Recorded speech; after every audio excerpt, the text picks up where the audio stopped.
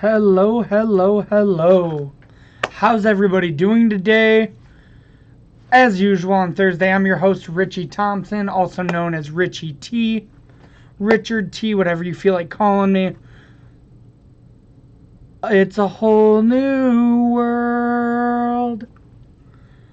And what I mean by that is we are finally done with the Hogak Menace. We are finally done with the consistency Faithless Looting gives. And we're back with some new toys in Modern that I'm excited to try. That new toy, of course, is dun dun dun dun Stoneforge MYstic. That's right, she's finally back. She's finally free. This is going to be a really exciting and fun time for Modern for the while.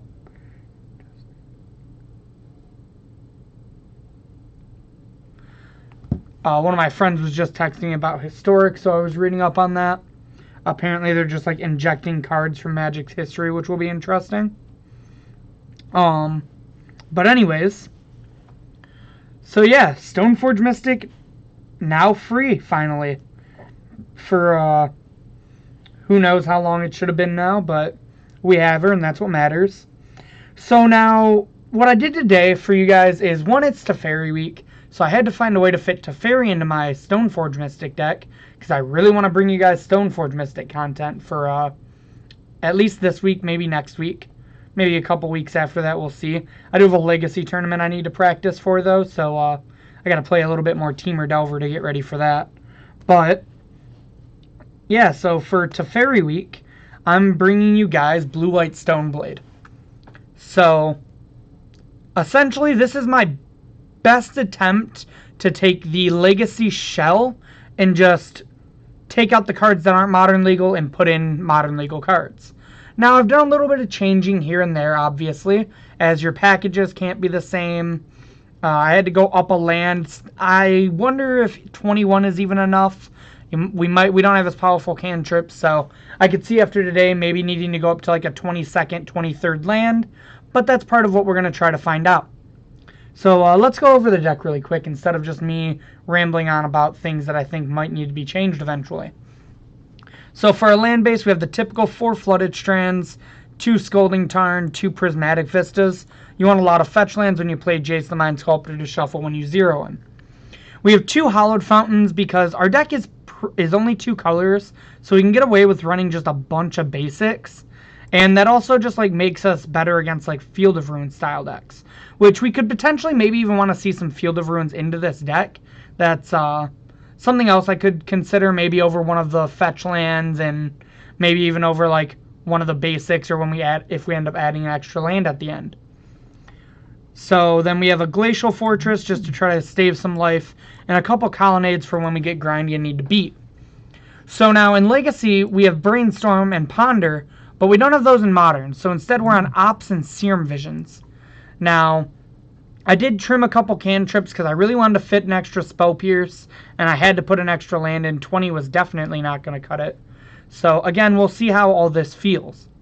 For removal spells, we have 4 Path as our Swords to Plowshares, as we don't have Plowshares in Modern, and we don't have the Council's Judgment, so I think Detention Sphere is the next best one, because it can also hit any non-land permanent. For counterspells, we have our 4 Force of Negation as our Force of Will attempt. So if someone tries to kill our Stoneforge MYstic, or a Spell Queller, or anything like that, or combo off on us, we have our Protection. On top of that, a 1 of Spell Snare, because I think this card's going to be really good in Modern moving forward. Could even see potentially going up to a 2nd, if you don't want to play so many permission spells to try to keep your Stoneforges alive. 3 Spell Pierce to try to keep the Stoneforge alive when you play it past turn 2. And then 2 Spell Quellers, which I think I would eventually want to go up to a 3rd. Again, I'm just trying to basically take the Legacy shell and put it into Modern as much as I can. They had 2 True Names, so we're going to try 2 Spell Quellers. Moving on to our bigger win conditions, we have 2 Jace the Mind Sculptor, which may or may not be right for the Modern version. A lot of people are playing this card in the deck because it's nice to Brainstorm equipment away if you want to play another Stoneforger if it dies, or we have a bunch of fetch lands, so there's a lot of ways to like Brainstorm and then shuffle your deck. But I could see this card just not being correct for the modern version. We would have to change our Sword of Feast and Famine to probably a Sword of Fire and Ice. But the reasoning why you don't play Fire and Ice is Jace, Narset, and Teferi are going to be your card advantage in this deck. But I could potentially see these guys going for like an extra land and an extra Spell Queller maybe.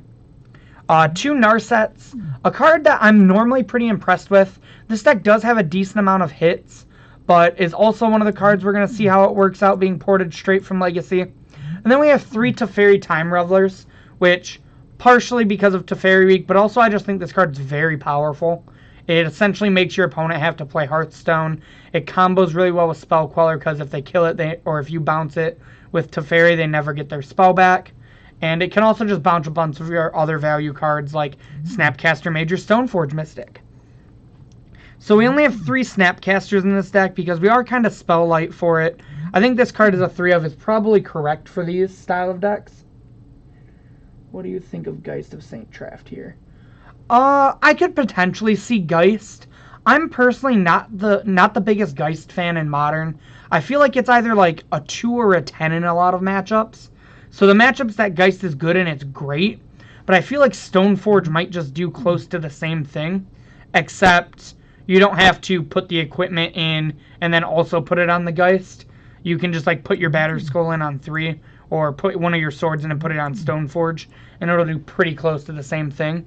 But I wouldn't be surprised if like a 1 of or 2 of Geist in this deck is right. The other creature I actually really want to fit in, like I said, I'd really like to fit in a 3rd Spell Queller. But the next creature I think I would play is actually a couple Resto Angels. Because all of our creatures have Enter the Battlefield effects. So I think I would rather have Resto before Geist. But I could be wrong on that. But of course we have our 4 Stoneforge Mystics, as it's the new card that got unbanned. I think this card is going to be very good for Modern. I don't think it's going to be overpowered, and I don't think, oh my god, every white deck ever is going to play Stoneforge Mystic. I think a lot of people are overreacting to this card, and I am excited to see what it can do in Modern, but I think it's going to do good things, not bad things. So what's my equipment package for Stoneforge? A lot of people are bouncing between 2 and 3 equipment, I've noticed, for Stoneforge Mystic, and I think that's about where you want to be. I typically lean towards the 3, but if you trim a Stoneforge Mystic, and you only play 3, which I think some decks, it might be correct to honestly just play 3 Stoneforges, as weird as that sounds, even though it's such a powerful card, because it is just kind of like its own thing. Like, your deck doesn't typically synergize super well with Stoneforge, but you always play your Battered Skull. Sometimes you'll even play 2. I actually have the 2nd in the sideboard for the matchups that we're going to really want Battered Skulls. You play either Feast and Famine or Fire and Ice, in my opinion. And what I've heard from a lot of people is if your deck doesn't have a lot of card advantage, you typically will go with Fire and Ice. But if you have a lot of things you want to do on your opponent's turn, you go Feast and Famine. So that's kind of the reason why this deck has Feast and Famine, is because we have like Jace, Narset, Teferi. So I think Feast and Famine is better in like your blue-based decks if you have a lot of card draw. I could see if I take Jace out of this deck and don't think he's worth it, which I'm really skeptical of Jace in tempo style decks, but I'm willing to give it a chance. I could see this maybe becoming a Fire and Ice, but even with like Narset and Baby Teferi, you already have a lot of card advantage still, so it might just still be correct to play the Feast and Famine. And then Ross Miriam is actually the person who really hyped up War and Peace in Modern, and the reason why I think the card's actually pretty good for Modern is you have like your Feast and Famine or your Fire and Ice, which are really good against the mid-range or control decks, but are kind of medium against aggro. And yes, you have Battered Skull you can get for aggro, but sometimes you also just want a sword for against aggro. And War and Peace is the best sword against aggro because it gives you protection from the 2 colors that matter the most in aggro, in red and white. It also gains you life, and it's actually a really fast clock. So this is almost like the Geist of St. Traft, but it's an equipment instead. Moving on to the sideboard, first we have some permission spells. We have Dovin's Veto for an extra counter spell on the sideboard. A Condemn for a 5th removal spell when I really just want some spot removal. A Celestial Purge for dealing with like Liliana of the Veils or any big red threat like Bedlam Reveler. A Disenchant for things like pesky things like Blood Moon or the Urza deck. a Supreme Verdict and a Wrath of God, just to separate my sweepers for against humans. For, like, heavy hitter cards, we have 2 Rest in Peace and 2 Surgicals. I know everyone thinks the graveyard decks are dead, but trust me, graveyard decks are still fine in Modern. A lot of people are already working on Vengevine decks that look pretty solid. I honestly think Dredge is going to probably be tier 1.5, tier 2, like it used to be. I think Dredge is still a super solid choice. Your Storm decks that are going to come back, I think they lean on the graveyard. So I think you can definitely trim on your graveyard hate from what you were doing in Hogak Summer.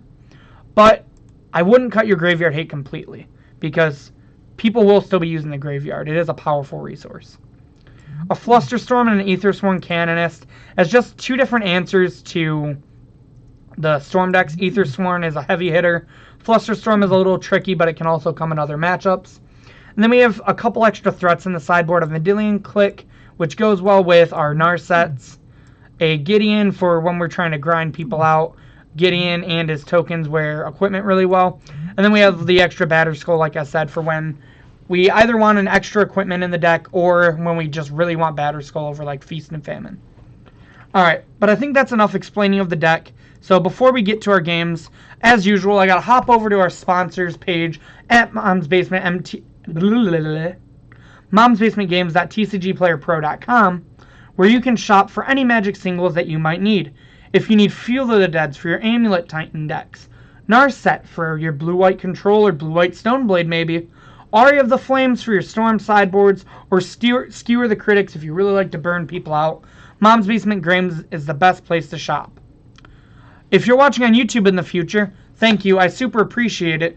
But you should also check down in the description box below for all the links I'm going to talk about, as well as tune into our Twitch live sometimes. Everybody watching on Twitch right now and on YouTube in the future, thank you, I super appreciate it. Head over to our Facebook page, give us a like, follow us on Twitter at MomsBasementMTG, and also everyone watching on Twitch right now, thank you. But check out our YouTube page for the best Standard, Modern, Legacy, Vintage, Pauper, and Commander content. On top of that, I would super appreciate it if you gave me a follow on Twitter. My Twitter handle is at RichardTMTG. I talk Magic, League of Legends, TFT, memes, anything else you want to talk about, hit me up on Twitter. I'm always willing to talk. If you're looking for some extra social media from Mom's Basement Games and I, you can find Mom's Basement Games on Instagram at Mom's Basement Games. You can also find me on Instagram at RichieT2196. But alright, I think that's enough talking. Let's see how just basically taking a straight up the Legacy shell for Stoneblade and putting it into Modern works out. How's everybody in chat doing today? I'm doing pretty well. Like I said, I'm excited to be brewing and testing around with new Modern. I think it's going to be a lot of fun. We won the die roll, which is great. And yeah, this is exactly what we want for our opening hand. Couple lands, some permission, some removal, a cantrip, and the old Stoneforge MYstic, baby. Let's go. So depending on what we're facing, we can either just run Stoneforge out on 2, or we can just wait until turn 3 and play it alongside Spell Pierce. We're going to lead Island here because we're just going to opt on turn 1. Looks like Ad Nauseam or Cheerios, possibly.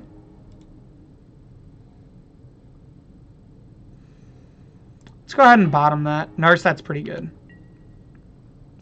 So because we drew the Narset, we're actually just going to go ahead and stick this Stoneforge.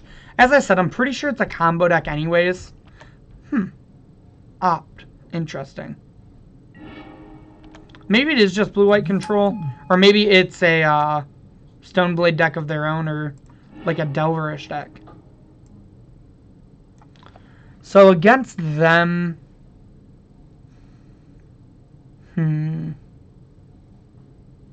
I could see getting any of these. I think because we have the Spell Pierce, we're just going to go ahead and grab the Feast and Famine.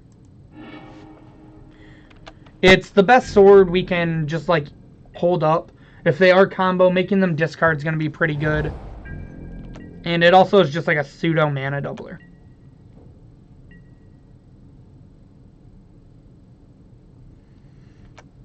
Okay, so our opponent just passes the turn back to us. Hey! You're back! I'm back. Get him till I'm dead, okay? Josh just came back from Vegas. He still looks a little hungover, in my opinion. I'm actually not at all. I'm just tired. Oh, okay. I didn't even go hard when I was there. No? No. Just the long drives, huh? Oh, dear. Yeah. You had, what, like a 4-hour drive back from Chicago? Yeah. How was Vegas? That was good, man. I had a blast and did well, so. Heck yeah, man. Lots of hustle? Oh, lots of hustle. So many bitches. Alright, so we're going to grab our island here, and we're going to activate our first Stoneforge Mystic in Modern. Heyo. Put a Sophie into play. Or not Sophie. Sort of fight. Feast and Famine. Saf. Sfafa.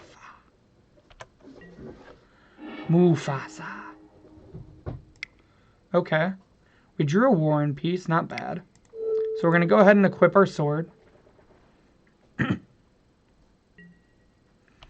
Alright, that worked. So now we're going to go in and swing for 3 at our opponent. Looks like he might be like blue-white fairies, maybe? Snapcaster target opt. Sure. I assume this is just a chump block. Yep. Doesn't want to get hit with the Feast and Famine, which is understandable. And we'll just pass back after that. I'll let my opponent opt here. I want to try to hold this Spell Pierce for something more impactful. Something along the lines of like a Planeswalker, maybe. Yeah, like that Jace the Mind Sculptor. That's a good Spell Pierce target. Get that Jace out of here, bud. Alright, back to us. We have the old green light because our opponent's tapped out. So let's go ahead and stick this Narset. And that's how you win games. Alright, good old Stoneforge Mystic. Really shown its power in what I assume to be is a mirror match. So we're not going to really want our verdicts here. We really want as many threats as we can have, I think. I don't think this is going to be a War and Peace matchup, though. I think I'd rather have the 2 Batter Skulls and the Feast and Famine. Rip and Ether Sworn don't seem very good here. Disenchant seems good. Purge does not. Surgical is not what you want in these matchups. Now I got 5 cards to cut. What do you guys think are the next 5? Could almost see trimming one of these Batter Skulls and only having 2 equipment. I think 2 equipment's fine. I do like having an extra Batter Skull in case they blow it up, though. I heard you say double Batter Skulls. What the fuck?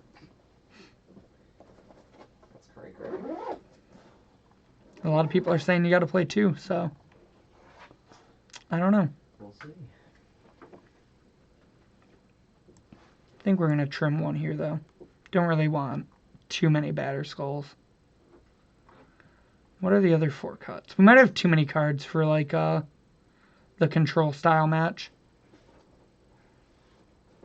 Alright, I got 2 buys to go, dude. I'll see you, bud. Oof. Yeah. Welcome home. Yeah. Exactly. We'll take out this Dovin's Veto, I think. We have a bunch of Spell Pierces, and we are on the draw. I don't think we'll really want the Flusterstorm either. Then 2 more.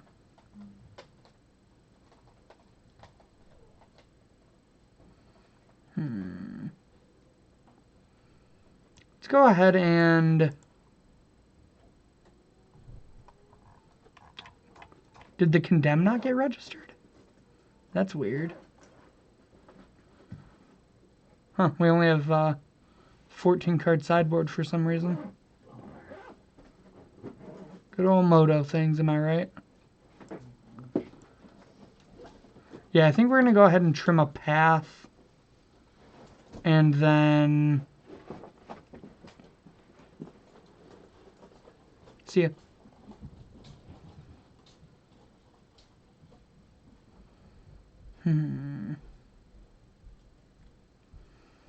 Probably just one of these Serum Visions.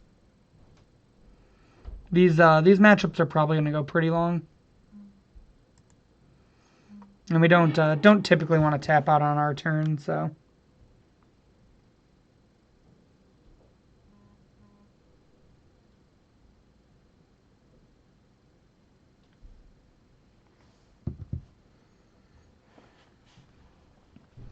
Our opponent trying to figure out what they want to do, it looks like.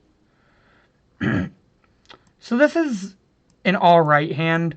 We have a spell to cast on one. We have a removal.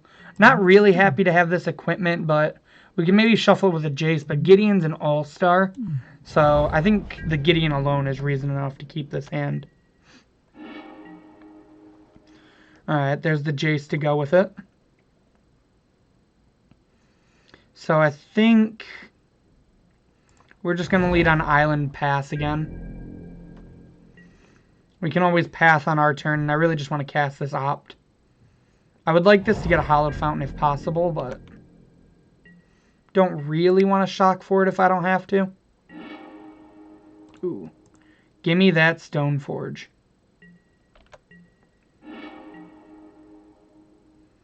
Alright, so we're just going to go ahead and shock and run out this Stoneforge and see if it resolves. Alright, it sticks. So unfortunately this is our only other equipment, so our other Stoneforges can't tutor anything up unless we get to brainstorm them back in with Jace. Fetch by our opponent.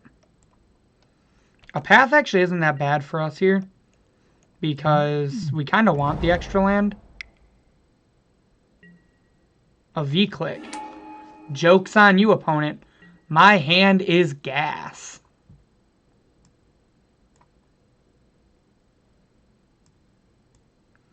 I don't even know what I don't even know if I'd take anything if I was the opponent. I'd probably just try to land screw me. They choose to take the Batter Skull, though. And, I think it's not going to work out for them in the end. Okay, so there's our land. So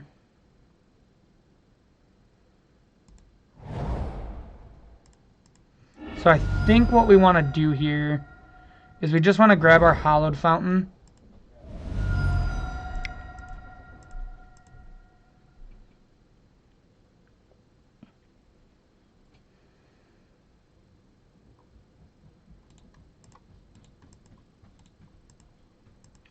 Yeah, I just want to get this Teferi down, actually, while our opponent's tapped out.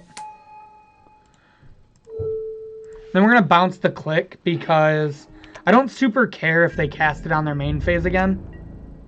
Oh, I should have attacked there. That was a misclick.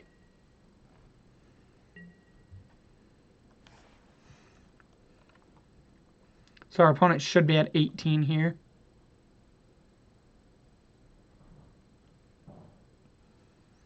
So now they're in a rough spot because they don't really have a way to deal with our Teferi. And we're just going to start jamming good shit next turn. We may even hold up the Spellqueller Path. Sure.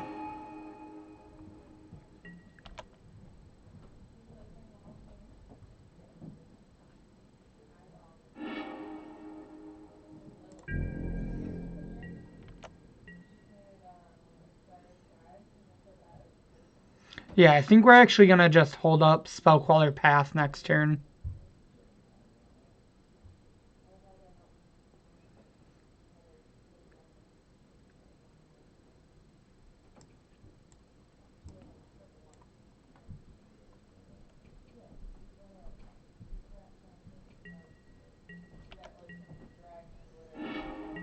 Ooh, force another solid draw.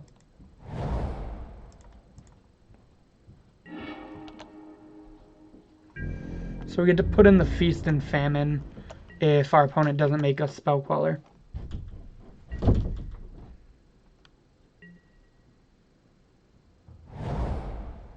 So far, this deck feeling pretty solid.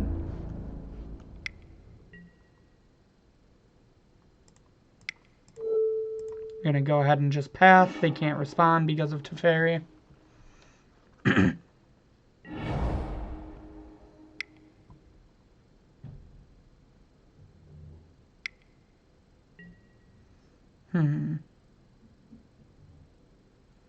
I think we're fine with that. We can just snap path this. And then we can force whatever they grab.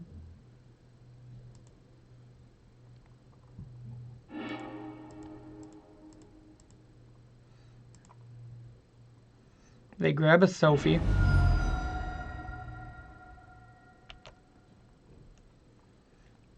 If they just cast it, I'll gladly just, like, quell it. Interesting.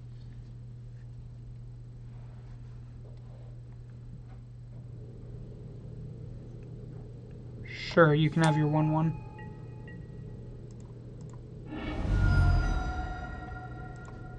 Grab a plains. Snapcaster path.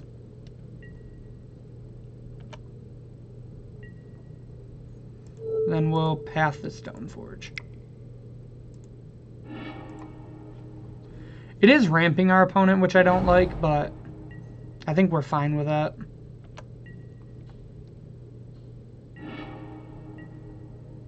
One, two, three, four, five.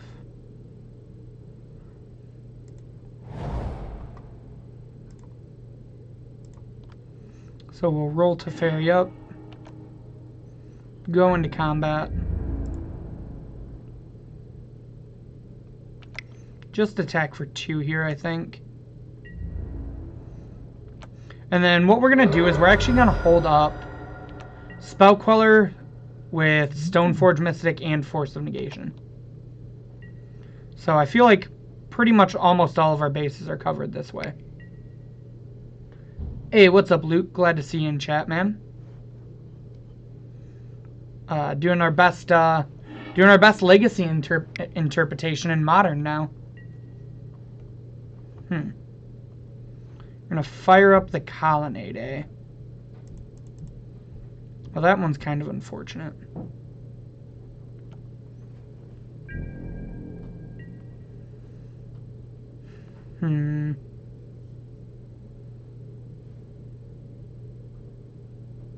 Oh, that stinks. So I think what's going to happen is he's going to attack with it at Teferi. Then we're just going to Spell Queller and block.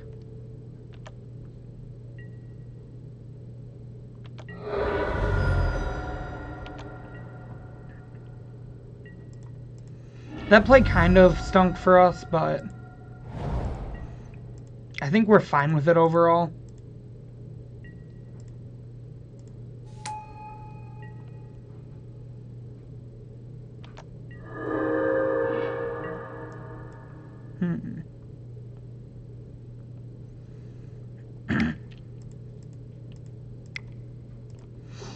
So I think we're going to stick Gideon.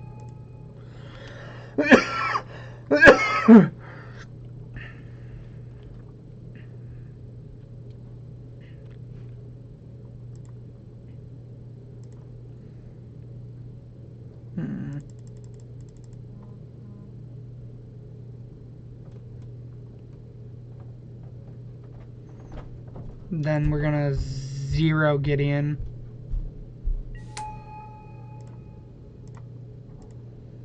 We're going to cast this Opt. I'm not really in for a Spell Pierce. I am in for a Batter Skull. And then as good as this Teferi's been, I feel like he's kind of losing his... Oh, that was so bad. I was thinking I was going to equip the sword, but then I just now realized that I didn't have sword mana. Wow, that made my whole entire turn actually pretty bad.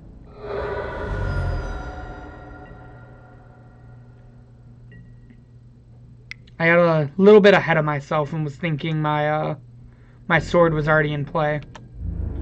So I think the better play there was definitely to...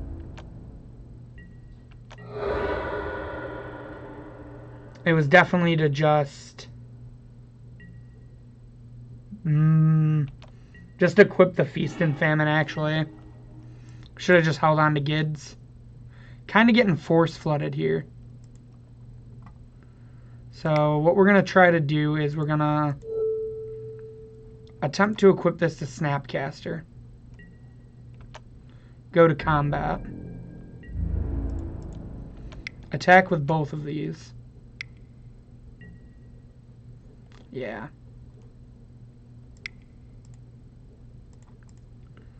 So then we're going to force this path.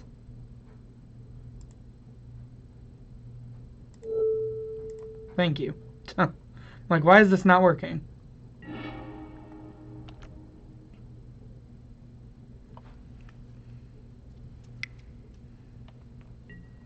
Oh, wow.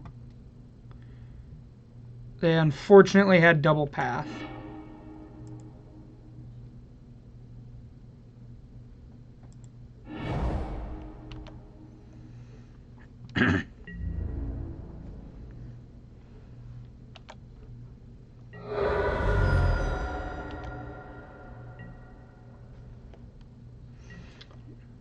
Was really hoping to get that hit in, but...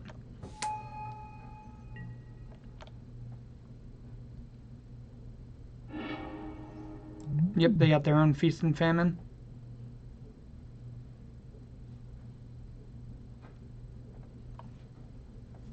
If they go to play a sword, I get to just counter it again. Although we are losing pretty hard in the resources here. I've played this game pretty bad, though, too. Just like my brain pooping out on me.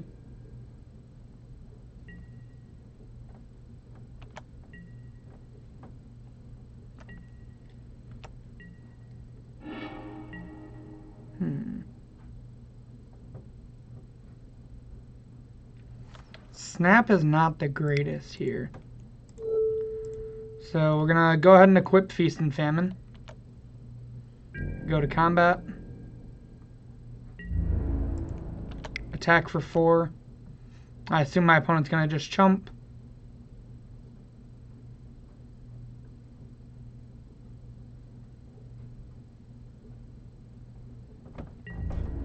No, they choose to take it. Alright.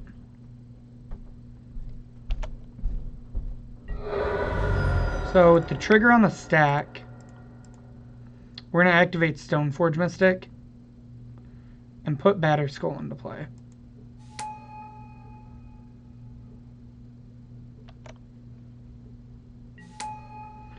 And then, do we opt here?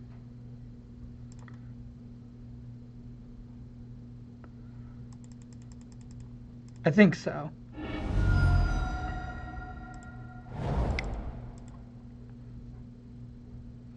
Just try to get max value out of this. Our opponent did have the Spell Snare.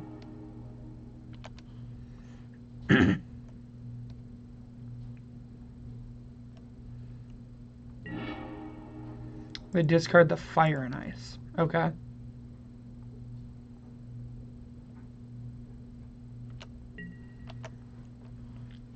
And I like having these two really good bodies, so we'll pass the turn back to our opponent now.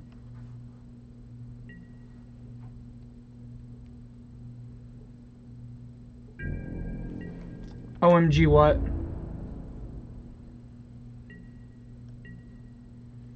They might just have Batter Skull in hand, too. Ooh.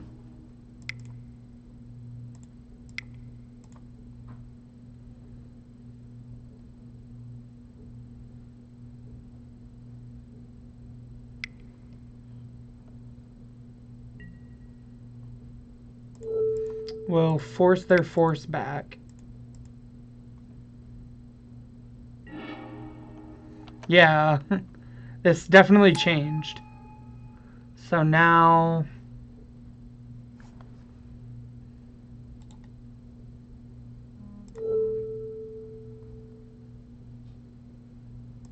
we're going to attempt to bounce their Stoneforge. Hopefully they don't have the Batter Skull. If they do, we're in worse shape, but...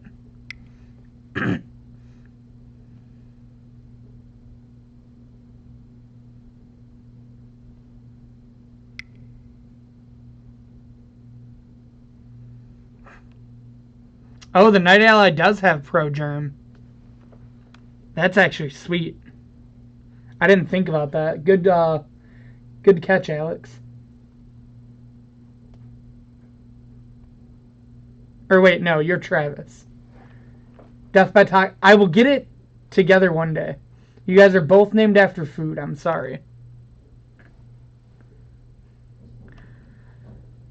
Look, you guys are best friends. You named both of your things after food. You both come and watch my stream most of the time. I love both of you. They did have the batter skull.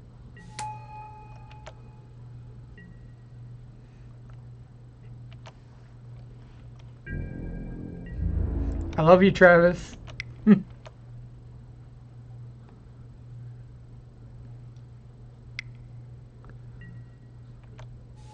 Spell Stutter Sprite.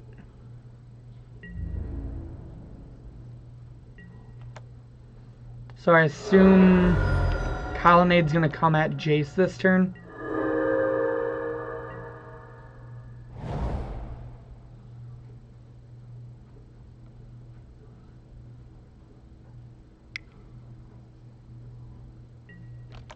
Yep.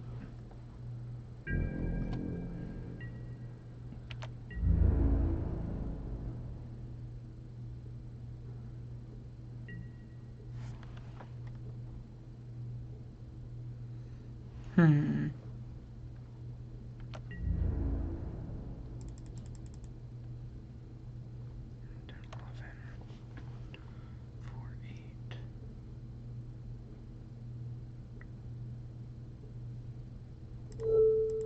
I like that.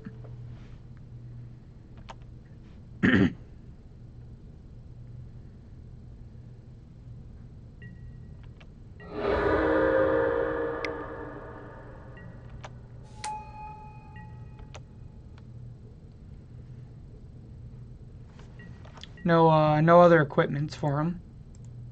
They're fresh out. We know they have that feast and famine in hand still.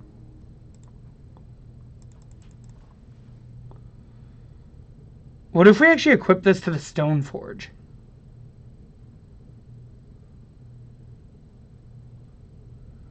Eight.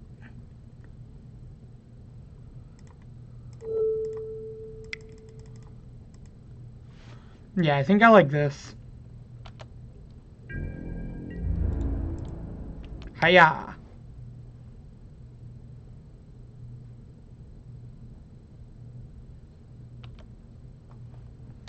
I could pick it up if I want. Wait, did my opponent take... Okay, no, they're in blockers now. I was like, wait, did they just die? Well, I guess they'd be at 2.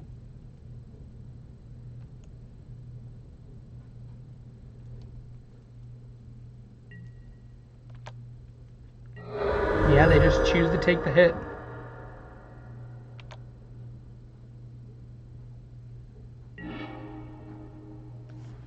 They discard the feast and famine. So now we 1, 2, 3, 1, 2, 1, 2, 3. Cool. So now we can pick up the batter skull, put it back in.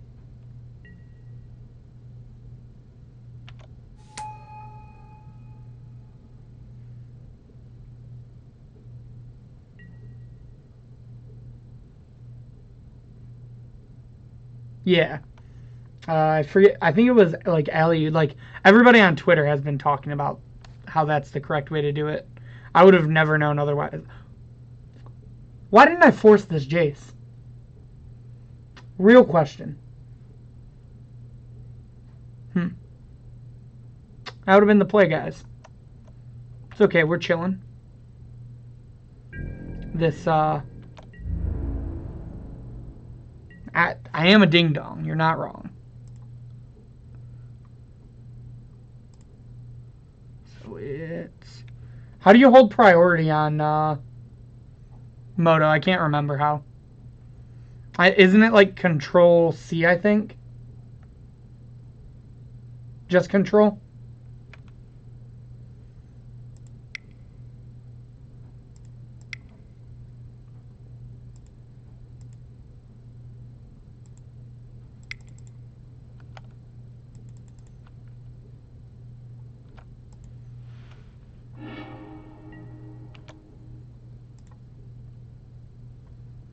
Batter Skull.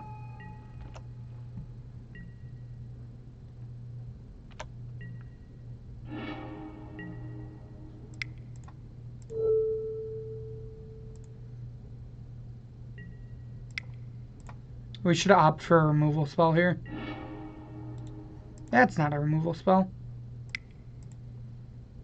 Are you a removal spell? You're not a removal spell either.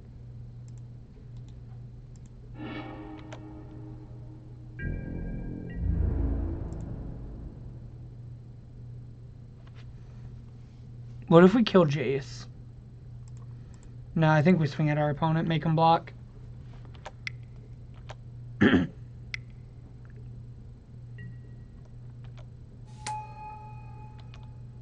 Do, do, do, do. That's what we like to call the combo.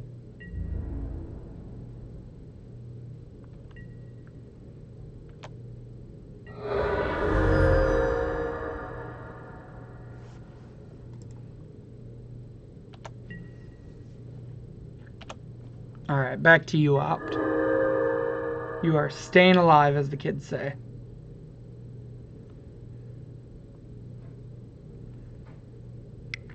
Halfway because I've played this game horribly.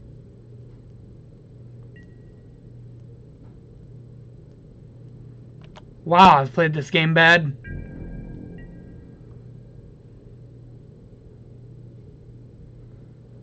Yeah, Feast and Famine has actually been the sort a lot of people decided is probably better for decks that can draw cards with like Jace and whatnot. Wow, we're going to totally lose this game because I played like a ding-dong.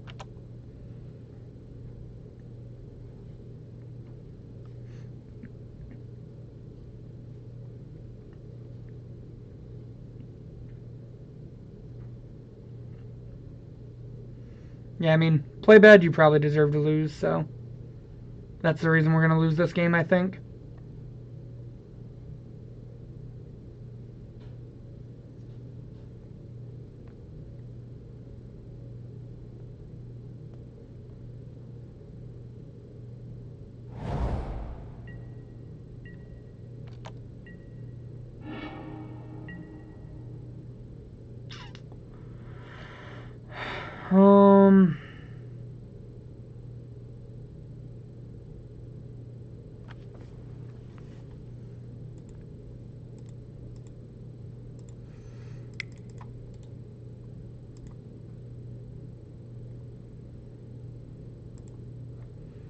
I think we click ourselves here.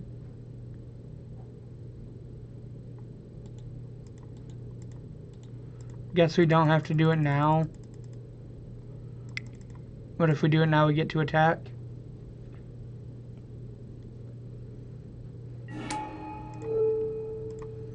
Click me.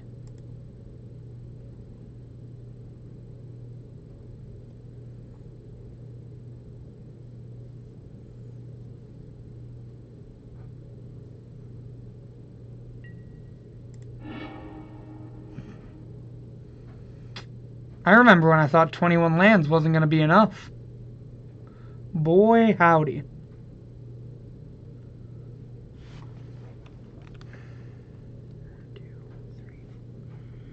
Three, 4, 5, 6, 7, 8. They just bounce off each other.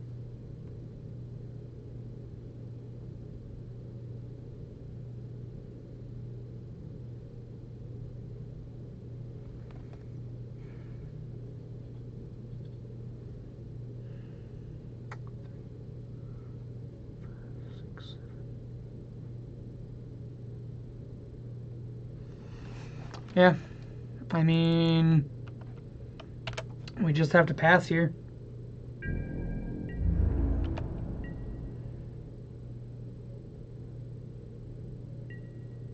I actually should have moved the Feast and Famine this turn because it would have left me mana.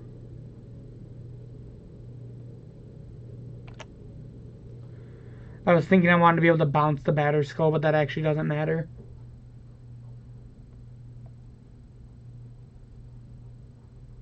Yeah, it would have left me Force of Negation mana up, actually.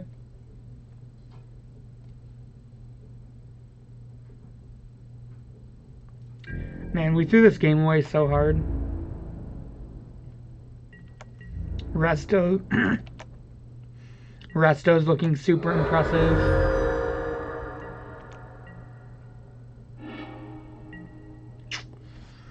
That might get us out of it. Sometimes good cards can get you out of misplays. Remember that, kids.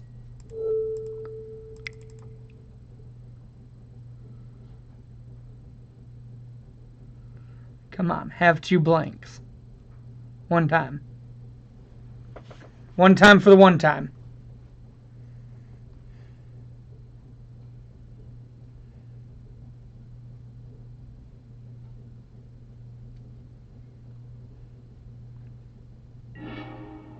Okay.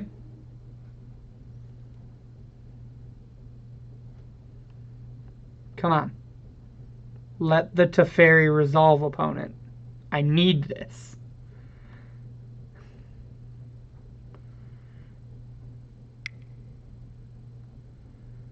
This is a path, isn't it? I'm okay with the path there.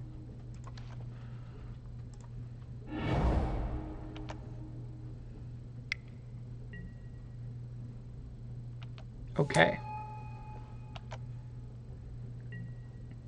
That's pretty unfortunate for us.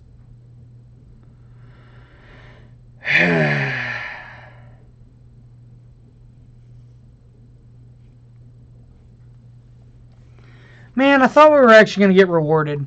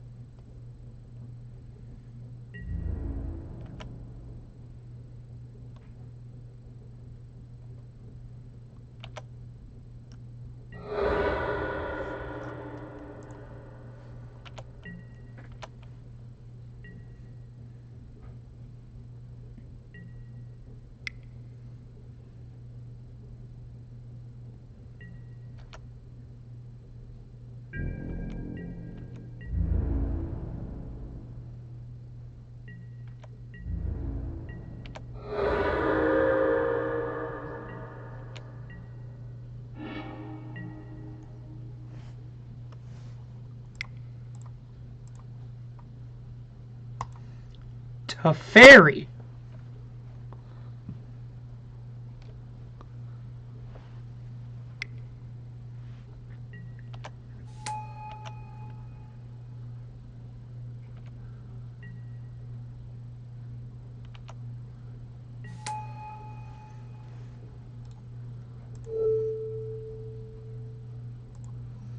We're going to bounce this one.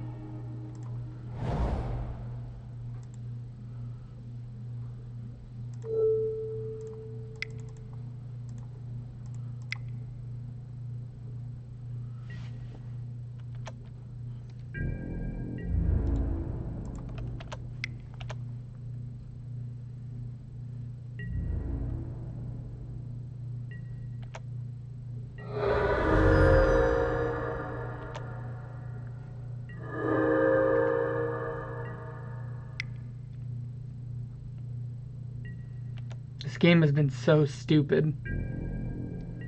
It's all because I didn't force that frickin' Jace, too.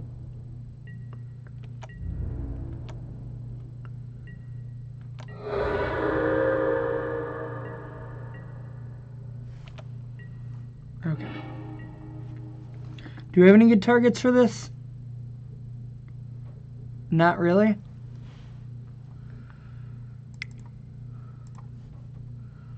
Guess we're gonna just snap and opt here.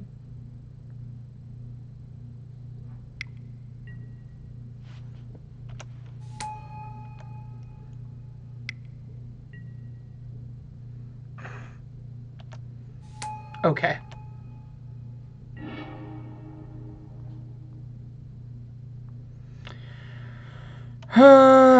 Alright, I don't think we can win from here. I think we have a better chance at winning a game 3. Wow. I need my opponent to, like, not have one thing and they had everything.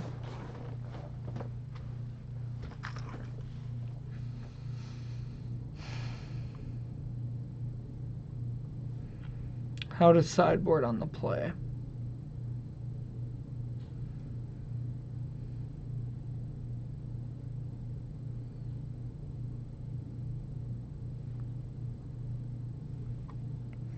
Man, we would have won that too if I would have just forced that stupid Jace.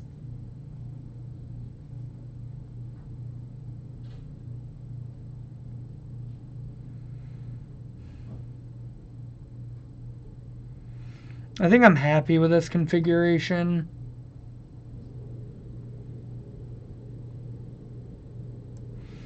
Maybe it's like Serum Vision's over-opt here.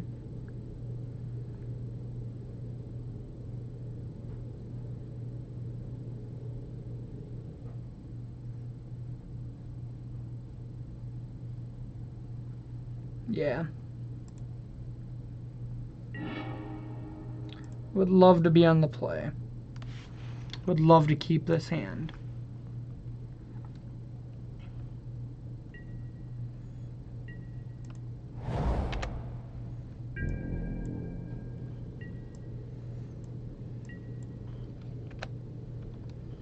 Alright, we're going to try to get our F6 value on.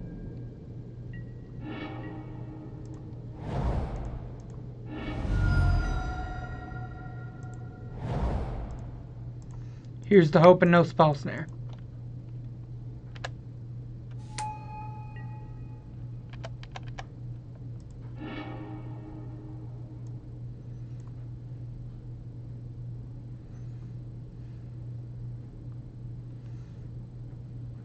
I think it's Batter's Skull this time.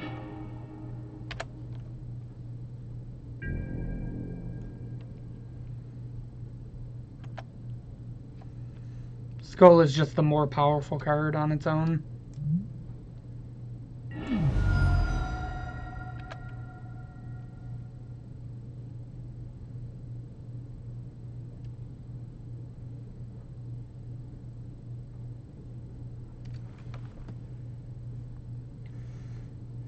Yeah, it looks like my opponent's playing like just straight blue-white fairies.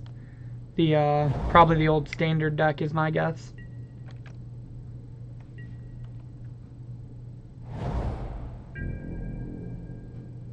Land. Woo! We're doing it.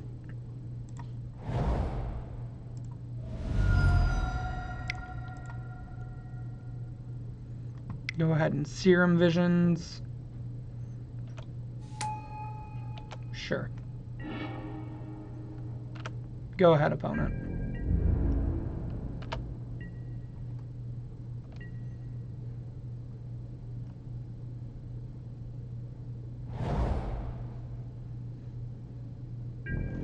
I cannot F6 here.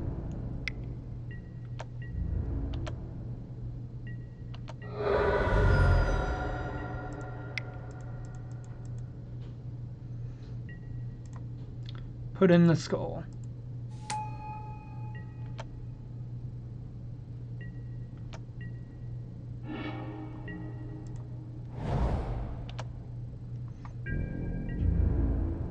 Hiya.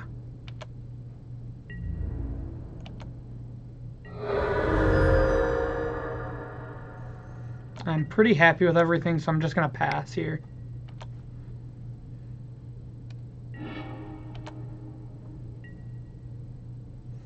Could maybe see a world where we snap Serum Visions, but I'm cool just holding it.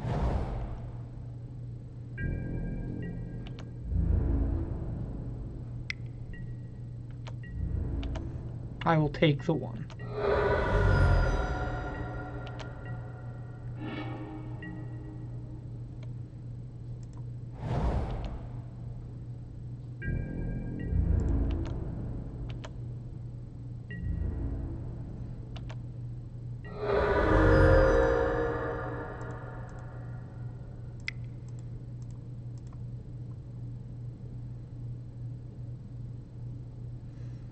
We're gonna go ahead and try to snap Serum here.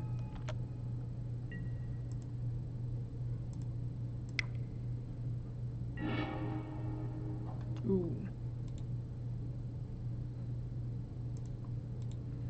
I'm in for all of it.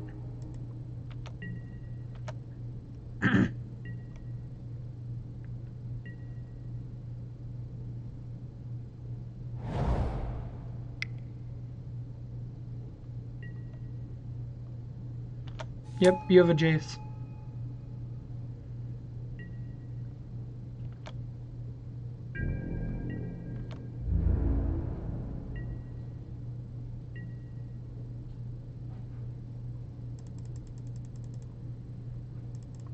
You have a Teferi on top.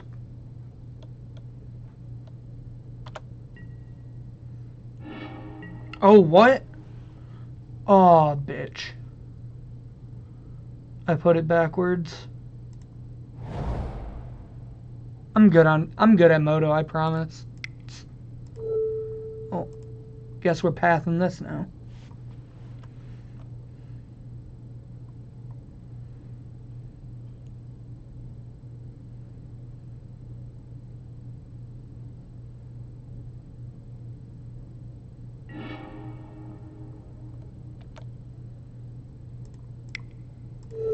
I said I would like to path that.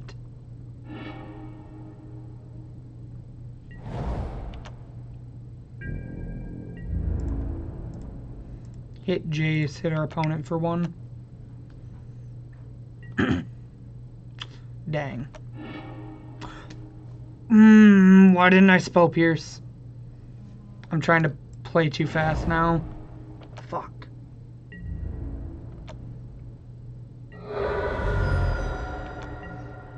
I should have Spell Pierced that because then the Jace would have died.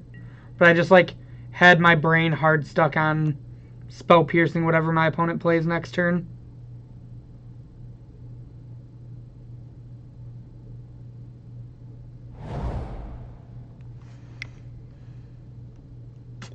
Yep, this is going to be the Stoneforge.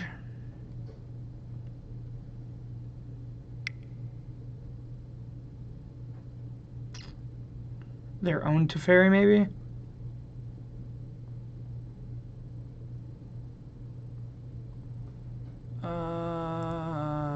Sure.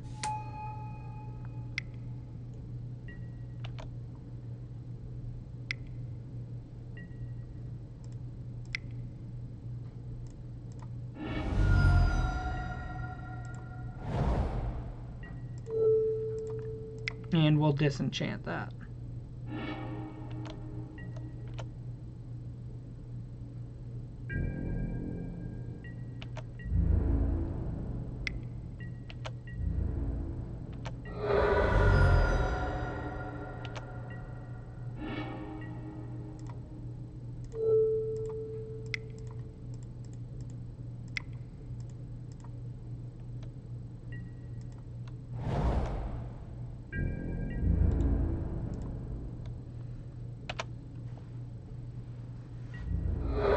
Kill the Jace and pass.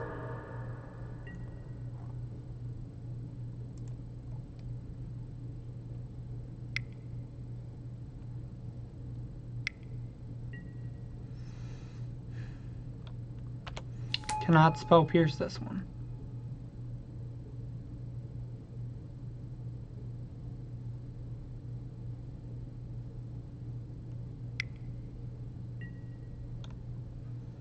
Cannot Spell Pierce that either.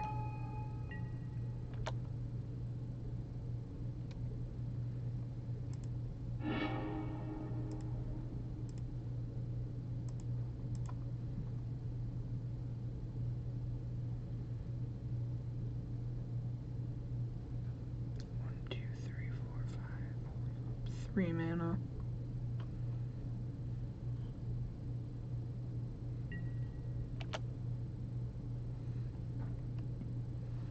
You go ahead and brainstorm, opponent. Gosh, we're an hour in and this is still match 1. This is crazy.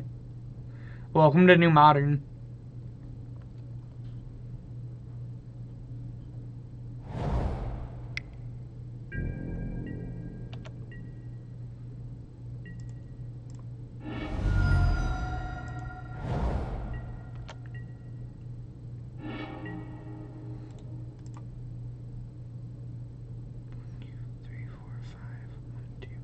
I think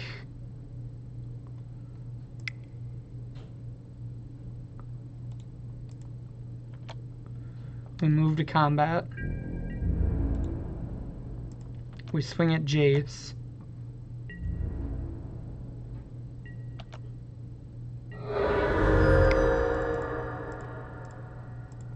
We play Gideon.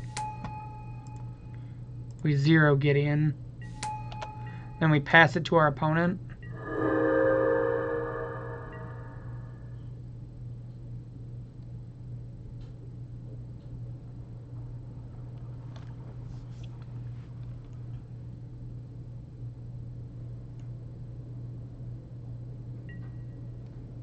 Yep. Go ahead and brainstorm. This game's been crazy good. Man, if this is modern now, I'm A-okay with with everything. Sure, you have a Stoneforge Mystic.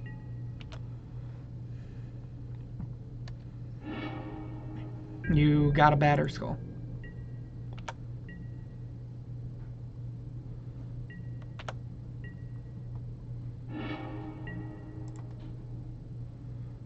Plus Gideon.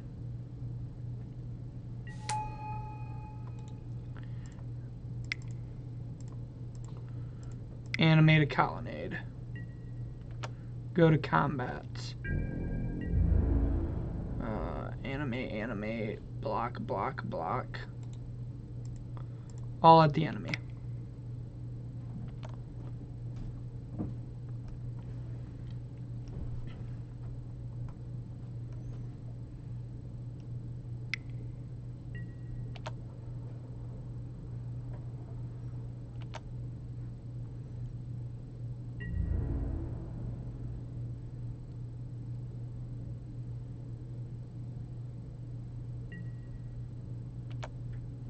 Sure, take 6 opponent. Oh, they had the frickin' resto.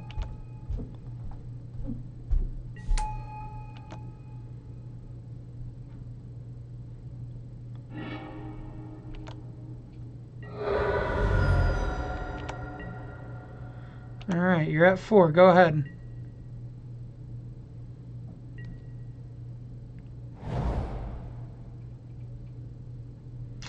Field's a pretty good draw for them.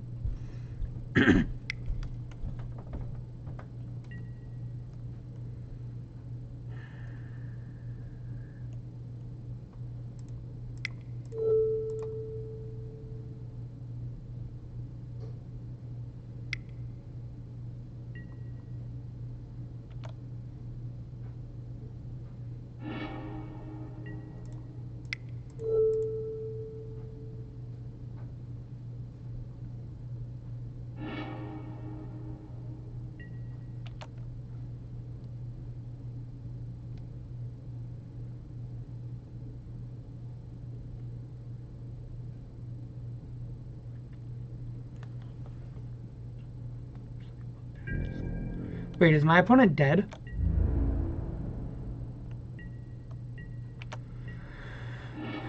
So they, hold on. I animate, they block, they put in Batter Skull, they block.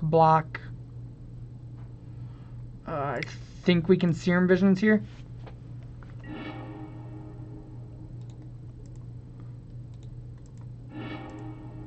Plus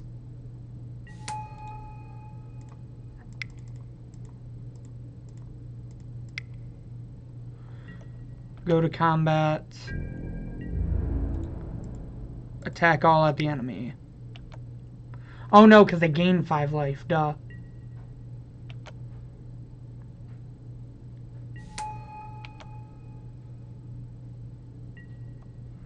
So attacking with the 2/2 was probably pretty bad.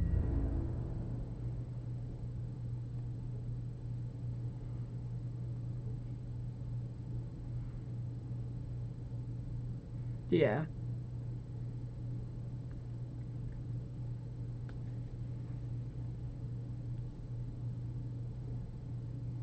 Oh wait, no, they're still dead. I know how to math. Wait, they're dead because they blocked like that. Weird. Couldn't they have just not blocked the token, blocked these, and gone to 2? But I guess they're still pretty behind. Alright, well, that was a hell of a first round. Really, really fun and interactive, and actually kind of hard to play game, honestly. I did not play that perfectly by any means. But, hopefully I can tighten up play moving forward. GLHF, and I would love to be on the play. And sure. We don't really know what this hand's doing, but I'm not one to mulligan a hand with a bunch of cantrips.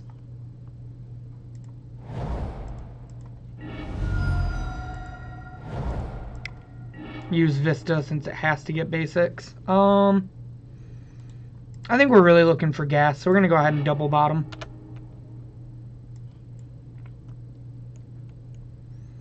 Really stinks having this batter skull in hand, but we'll try to make it work.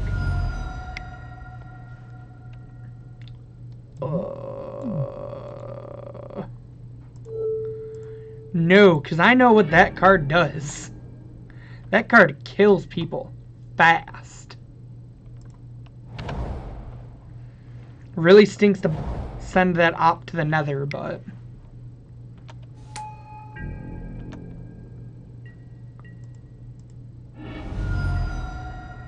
Our opponent just not giving us choices what to do with our spells.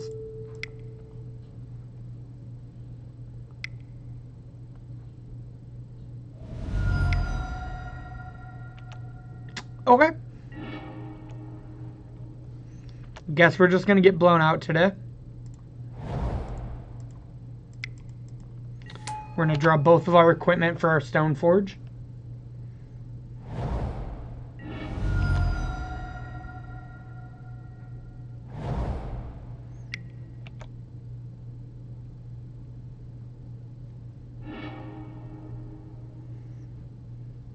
I assume, like, pretty much every deck we're going to face will probably have Stoneforge Mystic in it. That's just kind of how it works. So now we have decisions. I think we're fine with letting this Giver stay in play for a turn at least. And I really just want to Serum Visions to try to dig something up.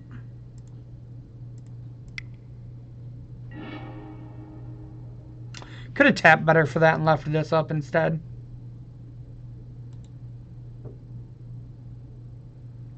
Nah, I don't really think we want either of these.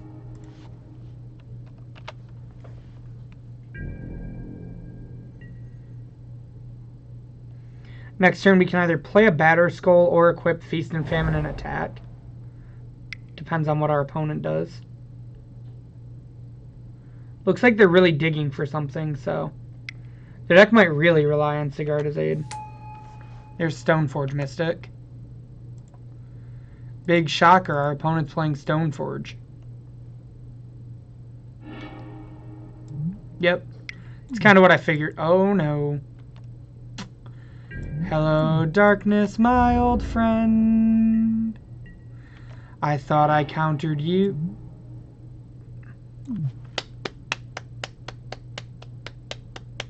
Right on time, game. Right on time.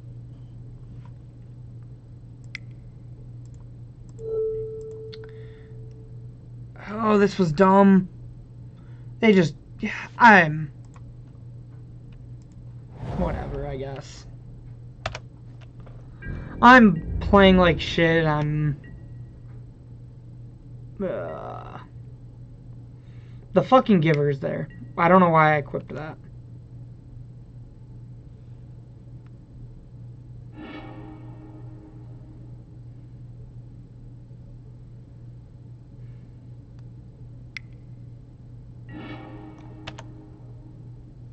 Okay.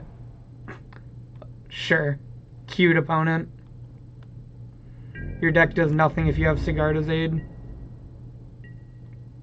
Or if you don't have Sigarda's Aid, I mean. Okay.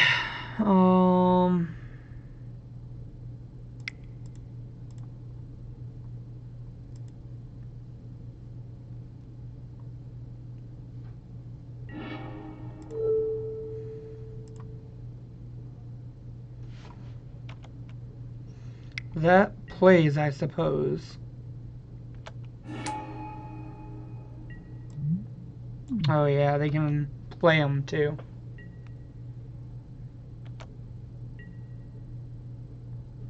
Why didn't... I'm sorry guys, I must be out of it or something today.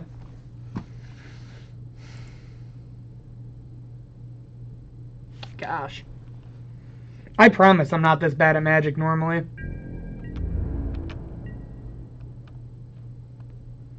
I don't know what's going on with me. Yeah, sure. We're actually gonna cast our fucking Spell Pierce. We're not just gonna fucking leave it in our hand.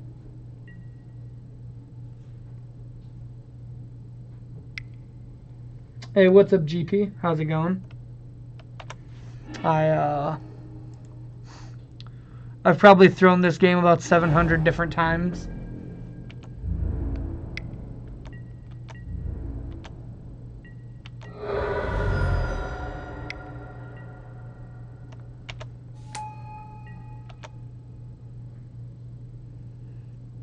I've probably thrown all of the games like 700 times if we're being honest.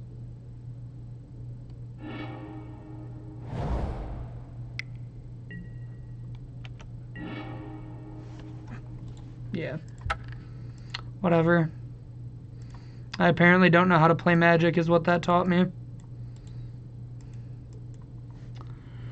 Alright, so against them, we don't really want to grind. We just want to stop them from doing their thing.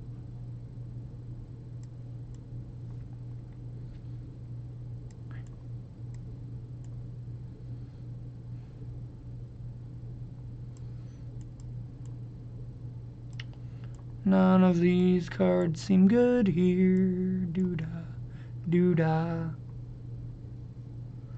Now I gotta cut 4 cards and don't know what to cut. Maybe these aren't actually that good.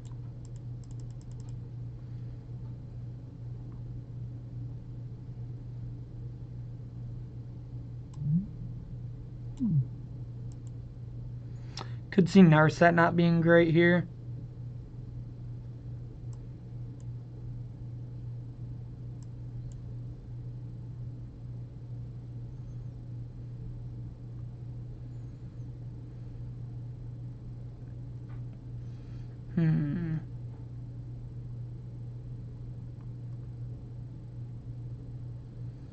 Would be really nice if we had the Condemn that I wanted in my sideboard.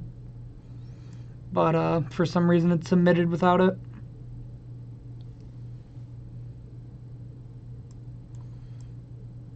I think we actually take Jace out. I don't think this is a Jace matchup.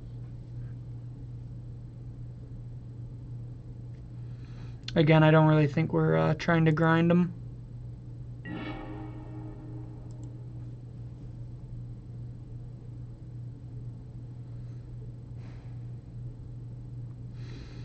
I don't like that we don't do anything until turn 3.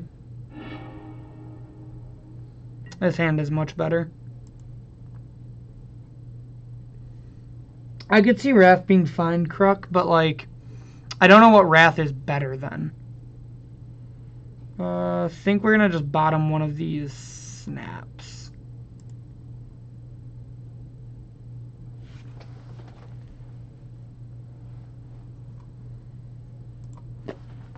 Have you guys seen our giveaway we're doing for Teferi Week? We are giving away a playset, or not a playset. We're giving away one of each of the new Commander decks. And the way you can enter to get those is by either following our stream. Everyone who follows our stream gets one free entry. And then if you want extra entries, you can either donate to our Patreon or... I was thinking I wanted to hold up either of these in case they played Giver.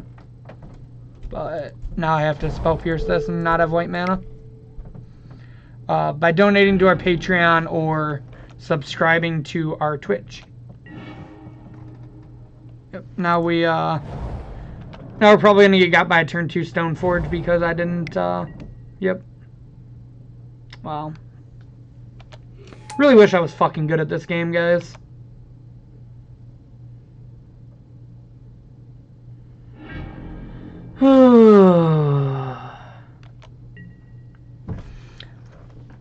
I would love for a punt count to be going on right now. I'd love to know how many times I've fucked every game I've played today.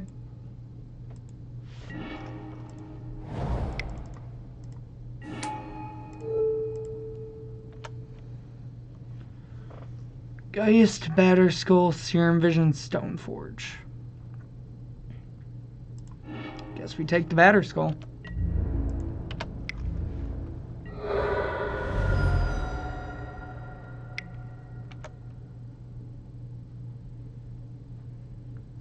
Okay, so they're trying to hit their land drop. And it doesn't seem like they hit it.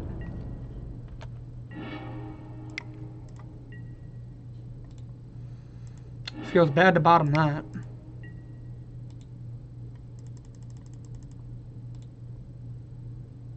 I'm actually in for that one.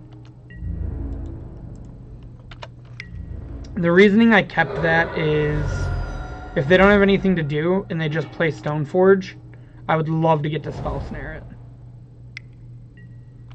Yep, you have a Geist opponent.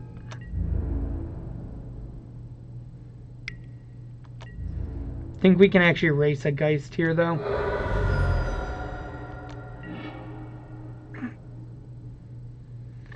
Oh, God, that decision is just totally fucking me.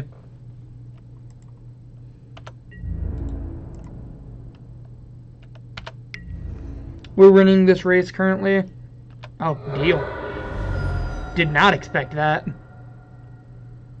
Our opponent snapped the block off. Wonder why you... Oh, okay. That makes a little more sense.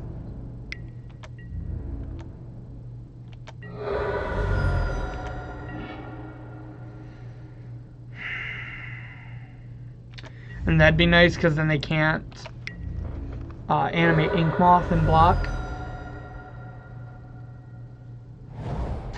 I've just played this game like a complete ding-dong.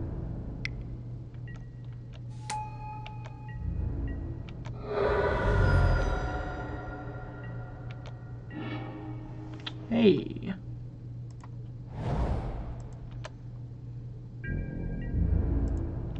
Bonk.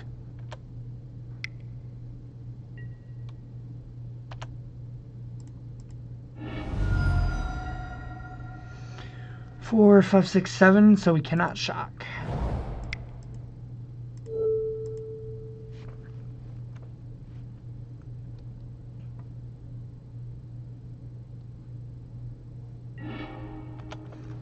All right. Can we squeeze this game out? We did it. All right. Play like crap. Still didn't lose the game, which was cool.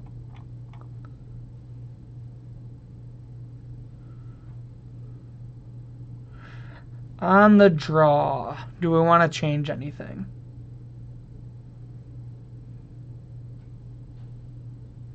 I don't really think so. I think I'm pretty happy with this.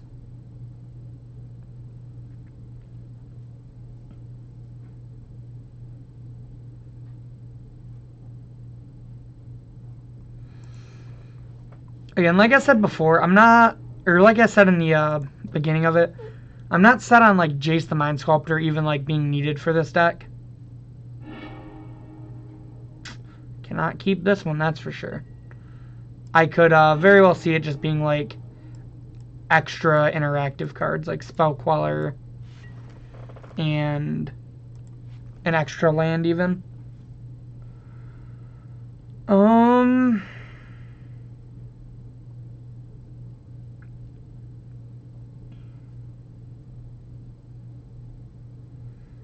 Man, what do we bottom here? I almost want to bottom a land, but like that last game is telling me not to. I could see bottoming either Snap, Queller, or land, I think are the three options.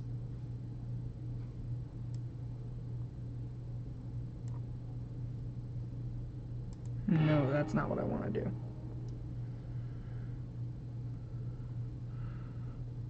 Yeah, I kind of like bottoming a flooded strand.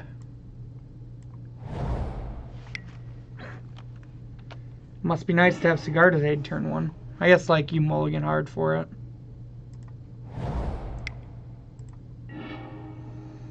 Okay. Definitely not interested in these lands. Teferi is a pretty dope draw.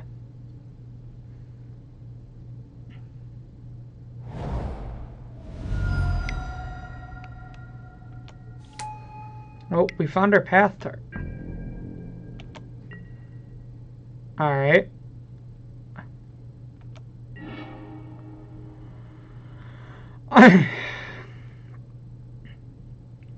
I'm so ready to get blown out by my opponent just going hammer on their Giver of Runes. Because this was their mulligan to, like... Did they mulligan or did they just keep, actually?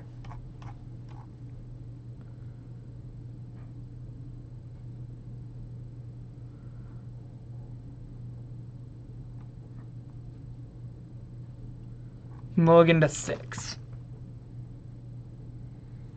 Okay.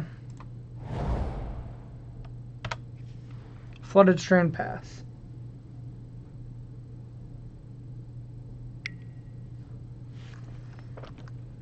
Why path on my turn, out of curiosity? My plan is path their dude if they go to put a hammer on it, and then I can just snap path on my turn.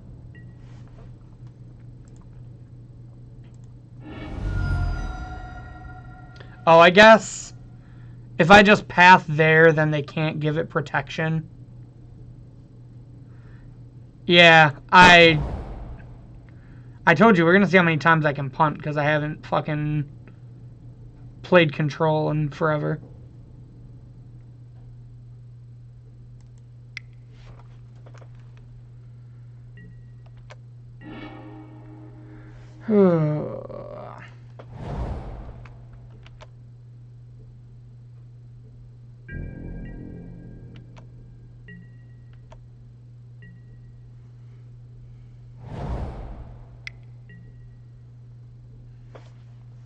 Oh, we're going to go ahead and queller that.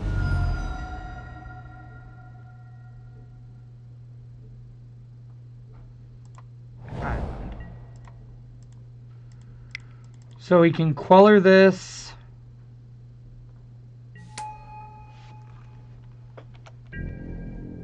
And then probably die when they have the hammer.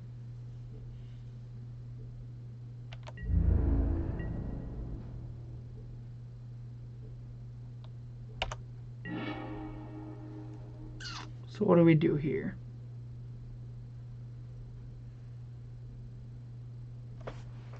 Okay, let's see.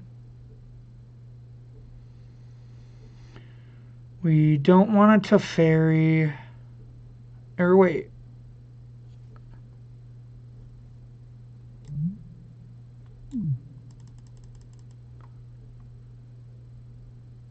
Yeah. Paths and paths.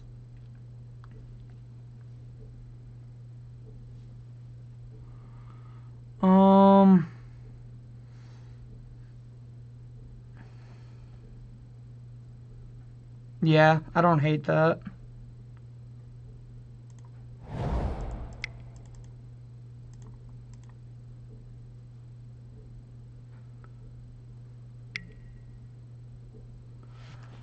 Okay. Well, that feels bad to have ran the Teferi out now, but I don't think we can realistically just, like, expect that.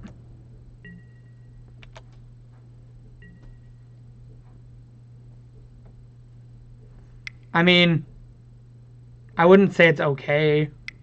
Like, it's fine, but...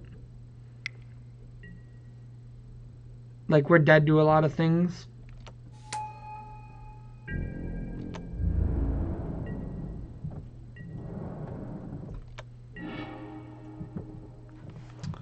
Man, I really thought 21 lands was going to be too light for this deck.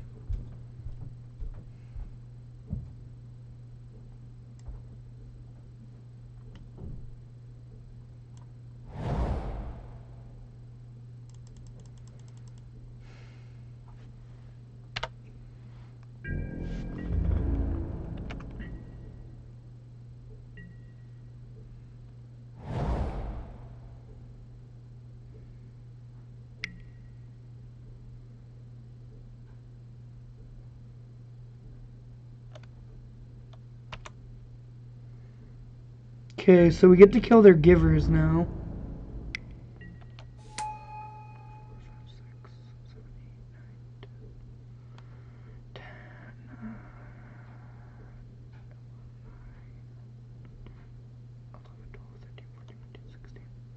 Okay, we don't die if they hammer, so I'm not going to block.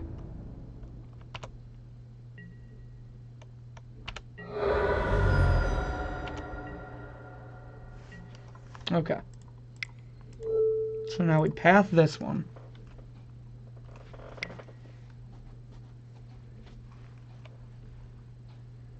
Sure, that just means we have to snap path on our turn.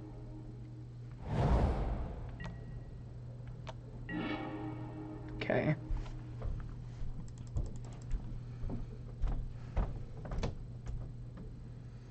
Snapcaster, path, Stoneforge, and then we just have to hope we don't die.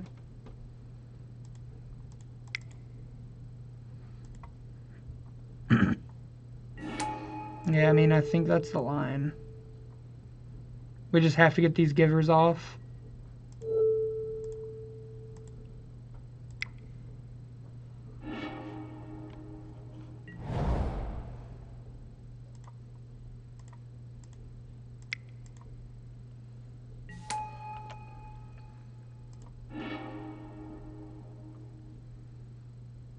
Grab Feast and Famine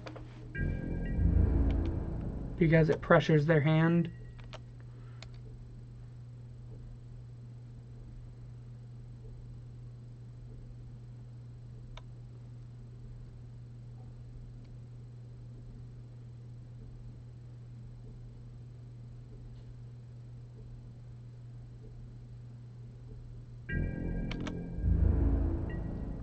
Okay, that's good for us. Geez, these lands aren't though. So we equip.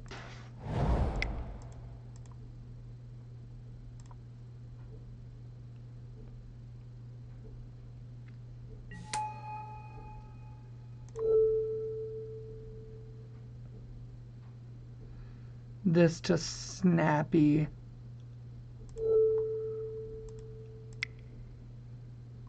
No.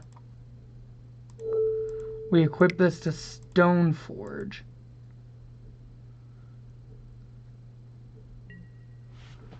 Go to combat. Attack with these two.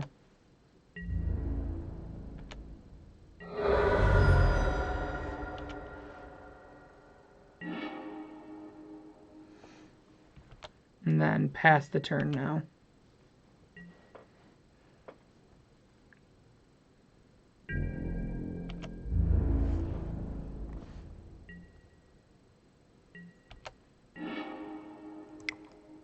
Let's go ahead and opt.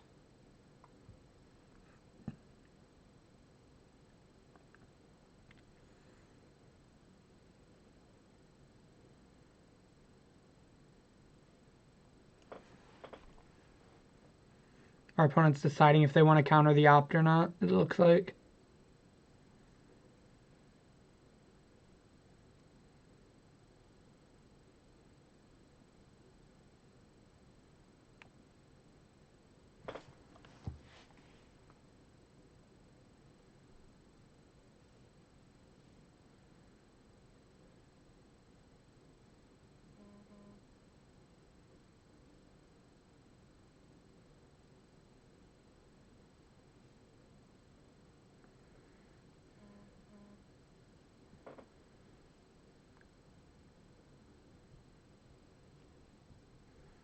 Our opponent seems to be in the think tank about this.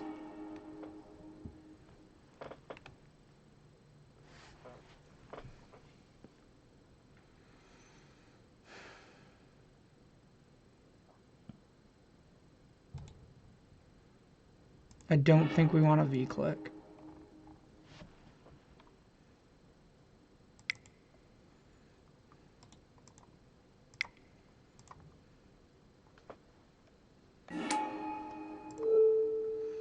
We're going to snap Serum Visions.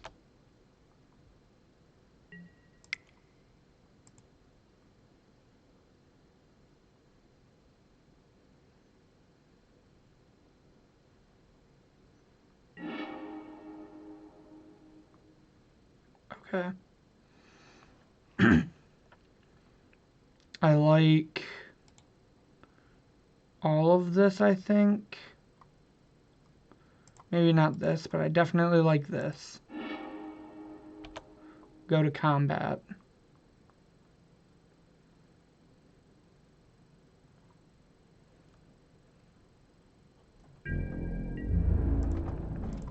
Attack with just these two.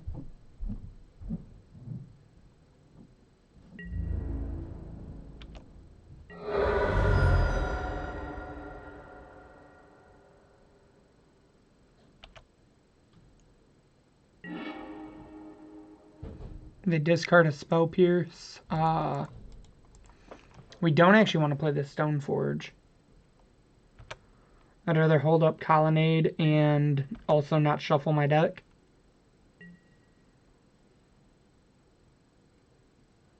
Alright. We won a really close one there.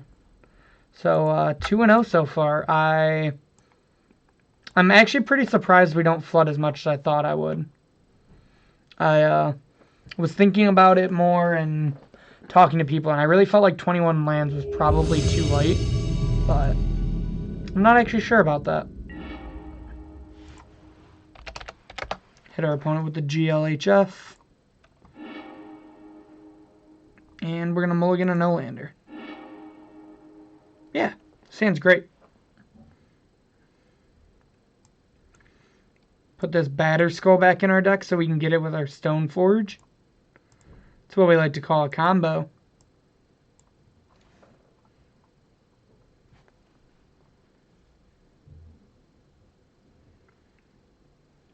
The blue-white tempo shells actually feel pretty powerful to me. What I mean by that is like this deck, or potentially even like a Jeskai deck, maybe. Maybe Esper, but just where like you don't really have to tap your lands as much.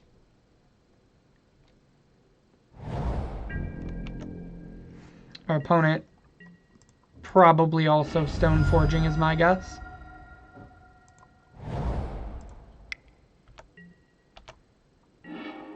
Ooh. Teferi's not bad. We're going to go ahead and try to stick our Stoneforge, though. And it resolves. So we don't really know what sword is going to be best here, or what equipment. So normally when you don't know what your opponent's doing, you typically just go for Batter Skull.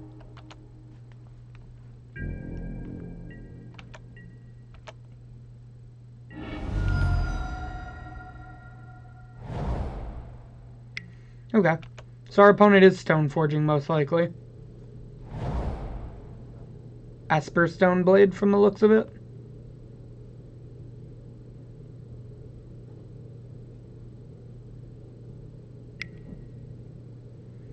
Sure, I'll gladly use the land. We'll just grab an island here. We have a lot of blue-white.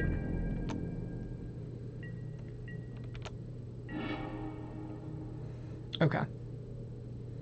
So I think here we're gonna...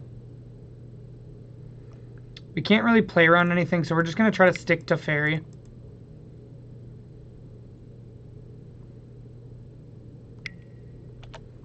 Our opponent just opts. That's good for us.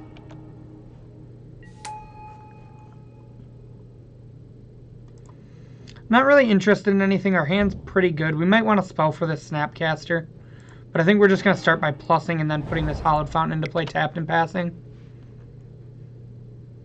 Just keep our Teferi's loyalty up.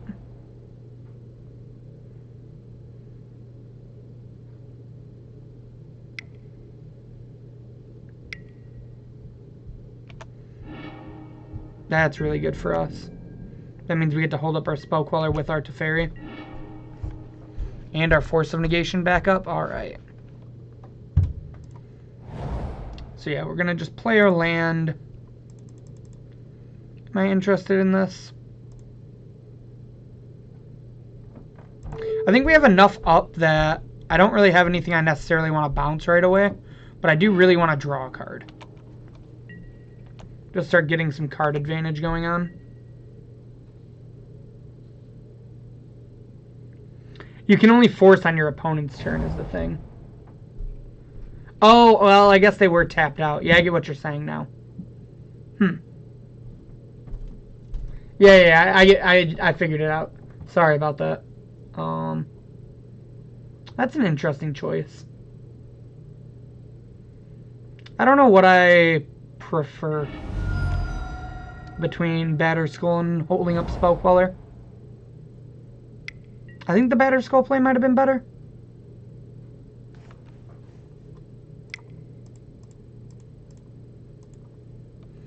We're just going to go ahead and quell this.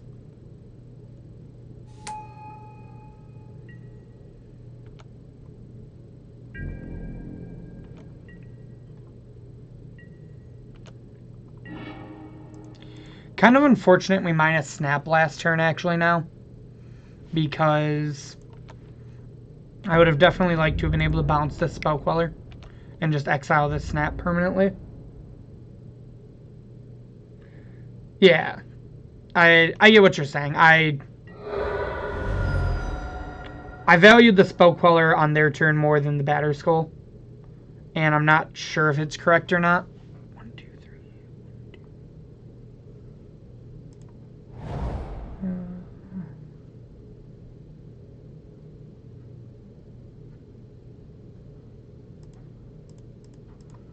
Here we're just going to go ahead and play a Batter Skull, I think.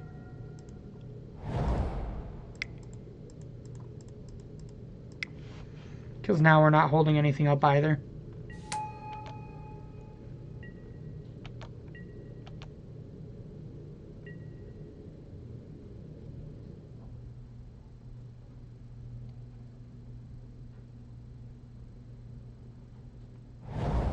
Sorry if a lot of my plays are questionable today. I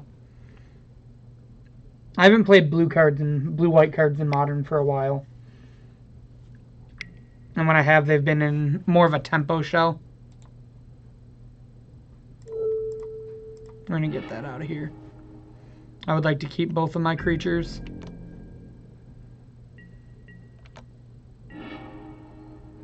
That's a good draw. Plus Teferi because we want to keep them around. I do really love Teferi plus Spell Queller. I think that interaction is great.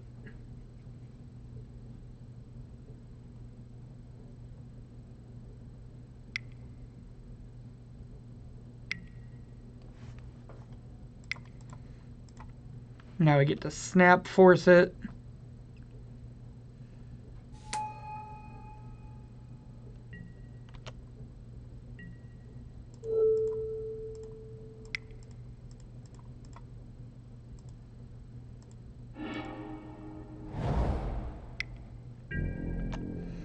Just brutalizing our opponent here.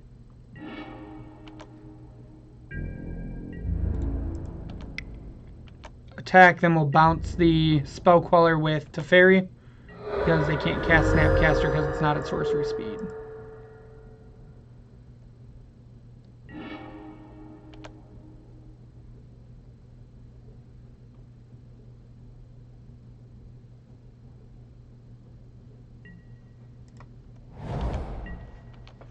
And pass it back.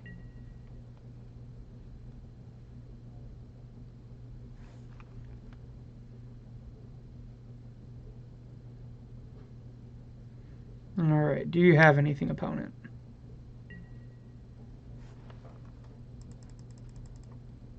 Sure.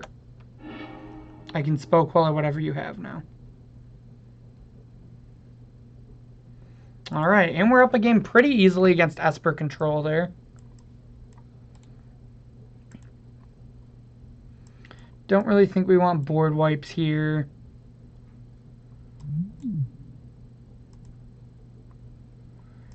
War and Peace doesn't seem very great. Honestly, War and Peace might be what we want in the sideboard over, like, the second Batter Skull, maybe. Or maybe, like, War and Peace just isn't even needed because we can just play Batter Skull. I could see that.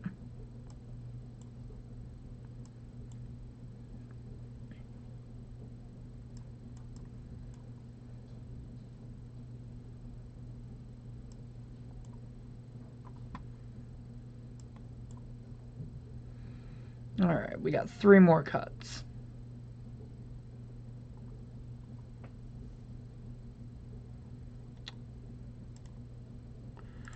Is Esper Charm just artifact or just enchantment, or is it artifact? I can never remember. It's just enchantment. Okay. I feel pretty comfortable trimming a batter skull then. I think the 2 equipment will be fine.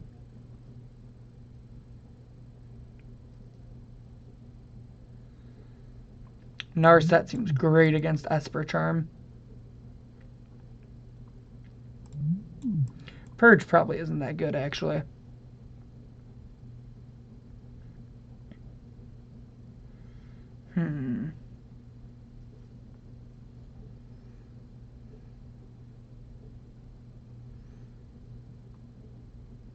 I could see trimming a Stoneforge.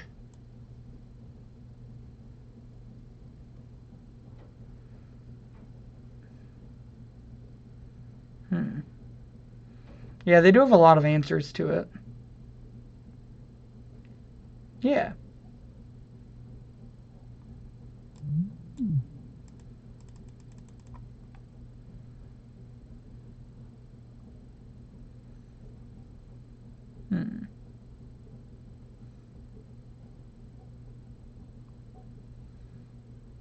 Yeah, I think I'm happy with this.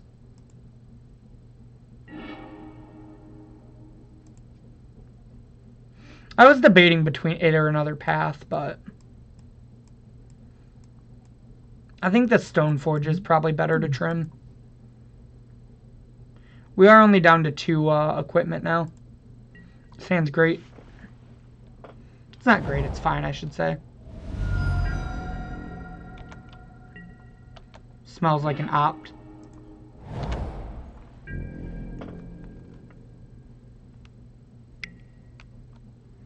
Exactly. Don't need 4 in your deck if you're just going to draw her. Does anybody know what set that is? I'm not sure what Magic Online set that is.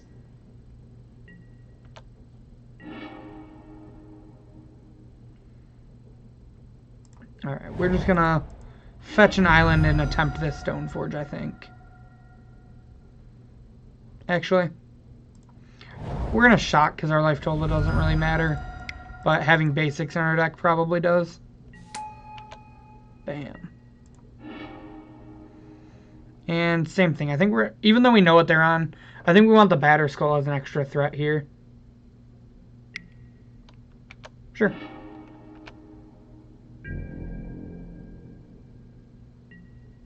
Oh, is that what it is? It's the legacy, like pre-constructed deck thing. I actually bought that, when I had a Moto account. Wish I would have kept all my cards and not, traded them away to Cube Draft. No, it's a pretty decent little, like, entry into Legacy, honestly.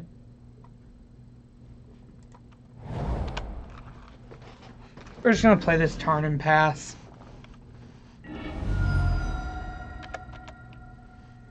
Probably just plan to opt end of turn. Unless our opponent does something we really need to force.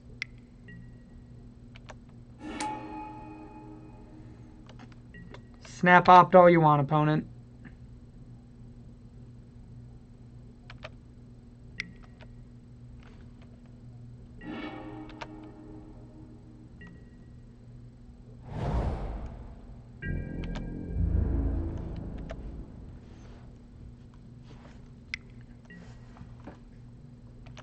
We'll take the 2.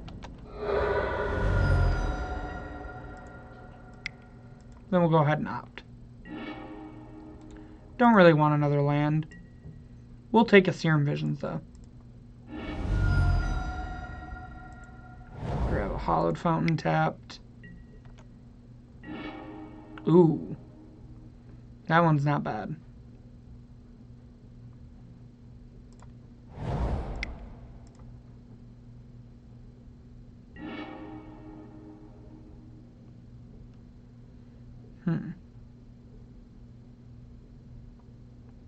think I'm down for both of these.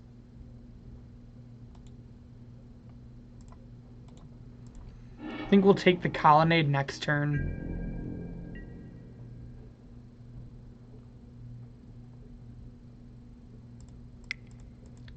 This is gonna seem weird,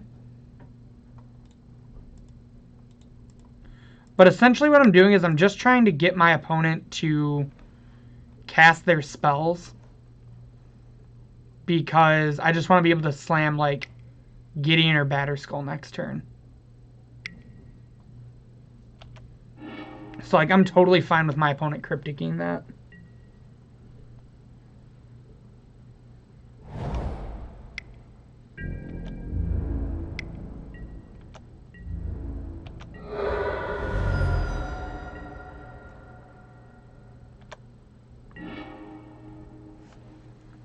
And so now if we bait with Batterskull this turn, we can actually just jam things until we have Force of Negation back up as well.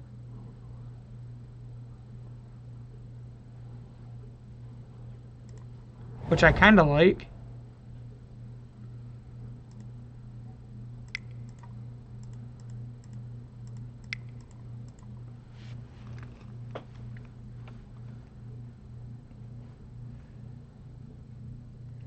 So basically, because the way our hand's shaped out, we're just going to start playing our threats out. Now that could mean two things. Either our opponent doesn't have a counter spell, or it means they just don't think it's worth countering.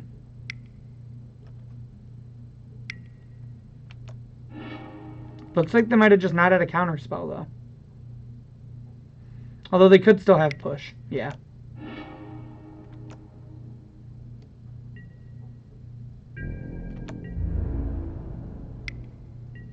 Yep, we'll take 2 here.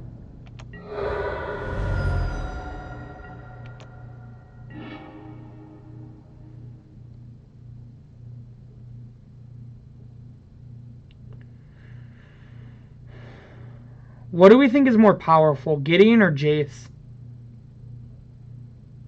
I kind of want to say Gideon. So I want to play Jace this turn, I think.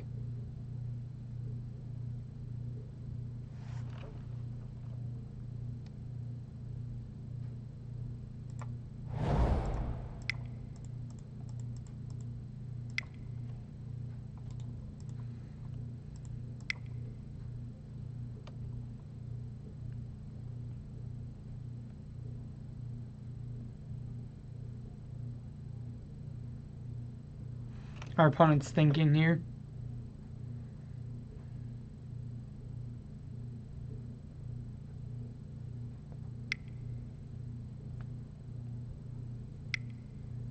They're like, do I care about the Jace? And they decide the answer is yes.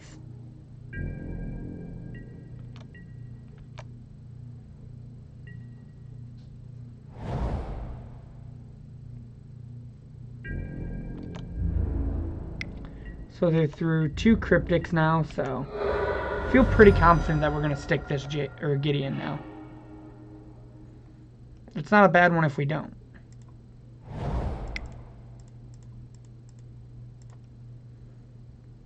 The old ally of Zendikar.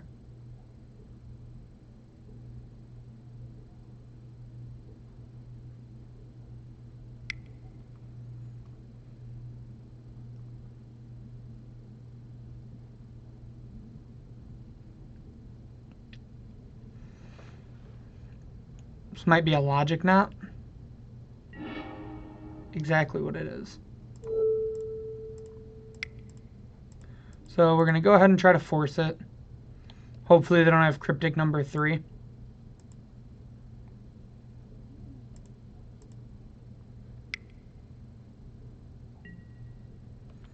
Dovin's veto.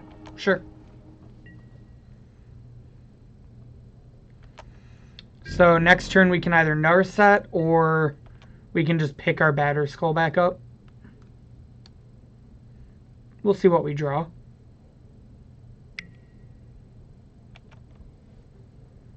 Well, that makes our decision a little easier, most likely.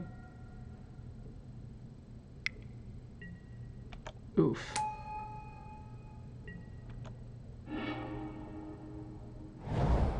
Yeah, I mean, just straight up Esper control, still pretty good. Haven't even seen any signs of Stoneforge Mystic yet. So I think we can board out a couple more things for Stoneforge. 1, 2, 3, 1, 2, 3, 4, 5, or we can wait and hold up Spell Pierce. 2, 3, 4, 5, attack, 1, 2, 3. Yeah, I like that actually.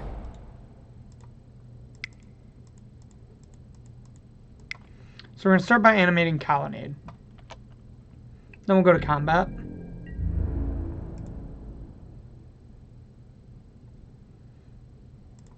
We're going to attack our opponent's Teferi.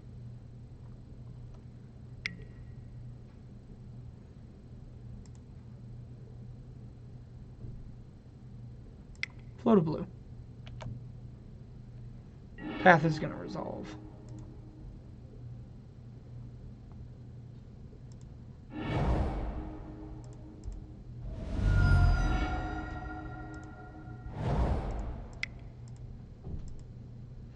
And we'll pick up Batterskull. Back to you, opponent.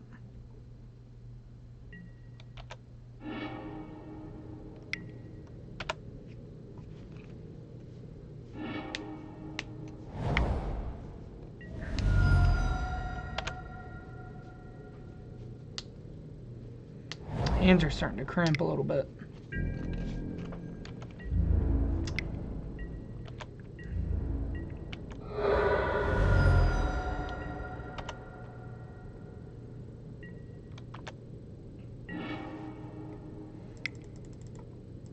Alright, that's not a bad one.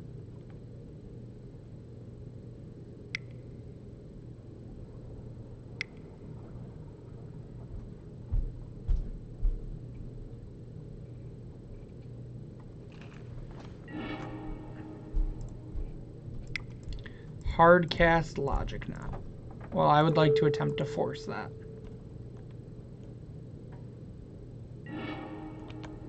Okay. We have a Batterskull. Back to you, opponent.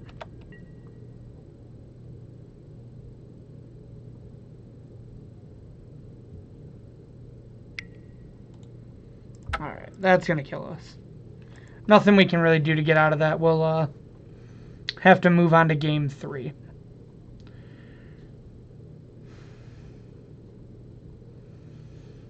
So I think we want the Stoneforge and a path out. I think they're just straight up Esper. I don't think they're playing Stoneforge, actually.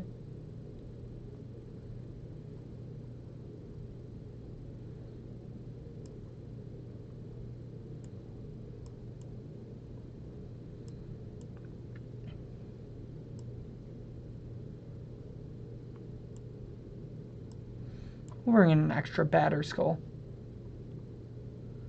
So just try to be as threat dense as possible here.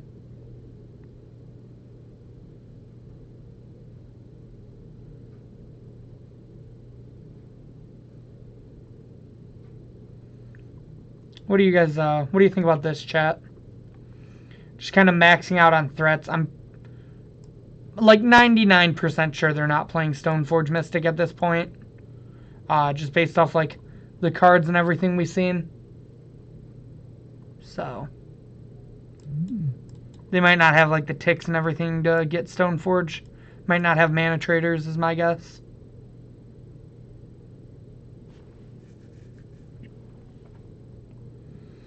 Don't really want many of these other sideboard cards anyways. So, yeah, let's go ahead and try this for game 3. Essentially, we brought back in a an extra Serum Visions, an extra Stoneforge, and an extra Batterskull. Yeah. Hand is gasoline. Can lead on Tarn into Stoneforge, and then we have Queller and Click.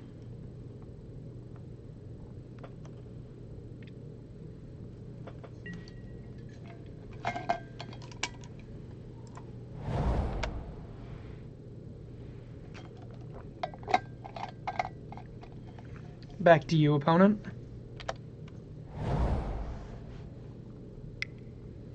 Ooh, baby, they put it into play tapped. You know what that means. Our Stoneforge is gonna stick. Ooh. Jace's a good draw, because now if they have path instead of push, they ramp us into Jace.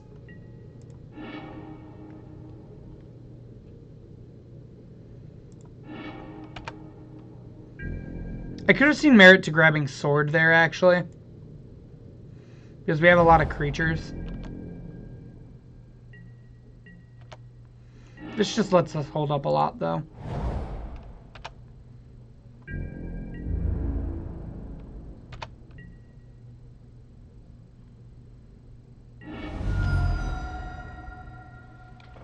End of our opponent's turn, we can put in Batter Skull, have Force back up.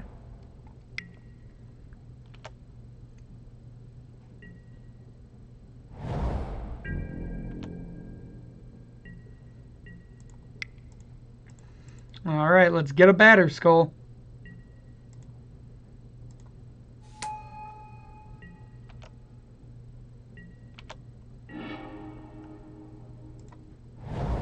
Play our land, go to combat, attack for 4. We want to keep them thinking that we got something else up with Stoneforge.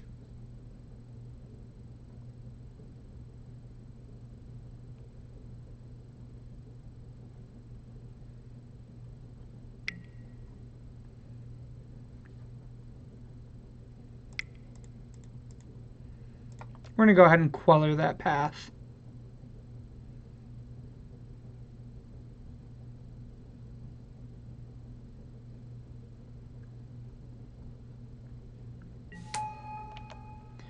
Spell Queller, just always a feeling like a solid magic card.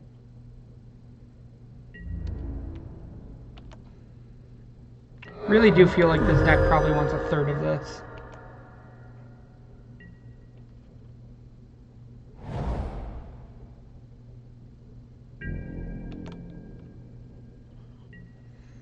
Maybe the Narsets are the cards we could cut the most.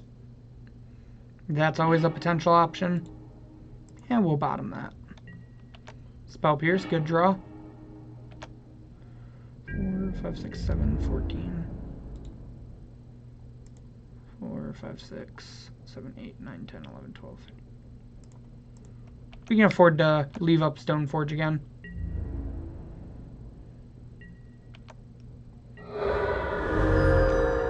Go ahead, opponent. Yeah, this card, it's definitely been powerful.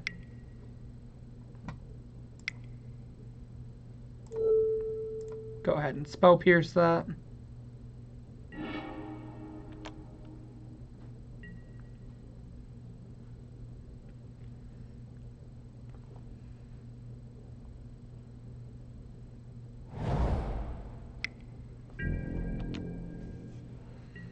Alright, let's attempt to put lethal into play.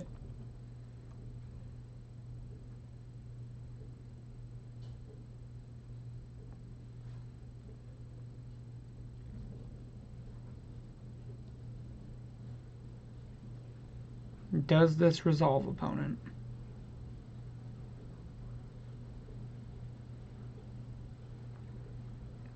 Opponent's back in the think tank.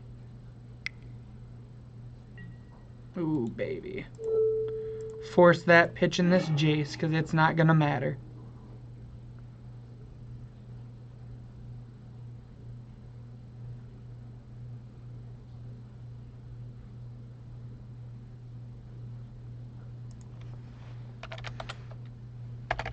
Hit our opponent with the GGs. All right. And we're 3-0. So the shell feels really good, honestly.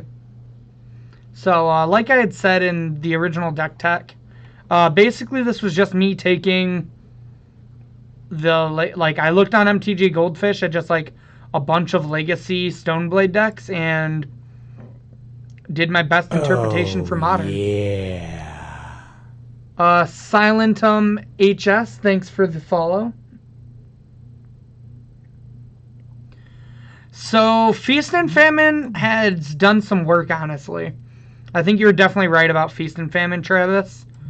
Not sure about War and Peace yet. Cut the War and Peace for another Batter Skull is basically the question. I don't know if I would cut it for a Batter Skull or if I would cut it for a Sophie. Because there is times that I just, like, want protection from blue and red and want to, like... Yes, this deck has card advantage, but sometimes I just want to draw more cards. So, I'm not sold on the War and Peace.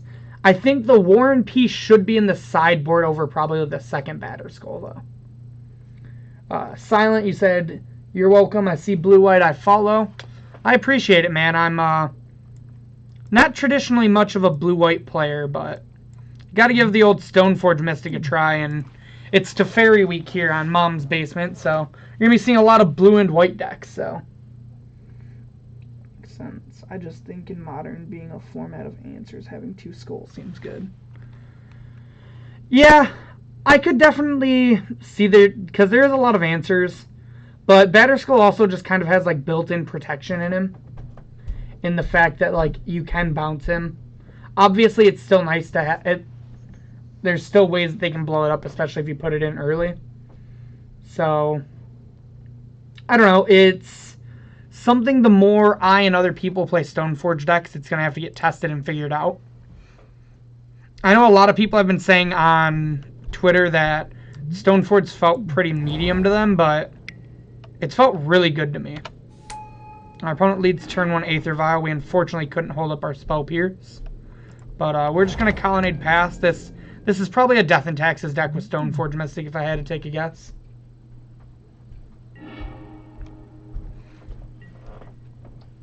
Silent, if you're interested in the deck list, you can always hit that exclamation deck list and it'll pop up for you. I believe there also might be a little widget on the side that will give you the deck list. Bam, there you go. Okay, so I expect Path, but I don't expect them to do the Path a bunch of times. Turn 2, no land, should have forced. Yeah. Forcing Vial just always feels sketchy to me. But I could have definitely seen it being the play.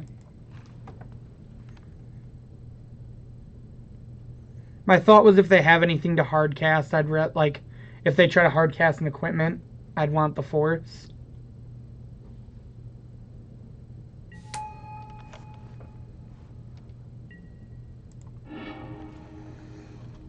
I think this is going to be a great War and Peace matchup.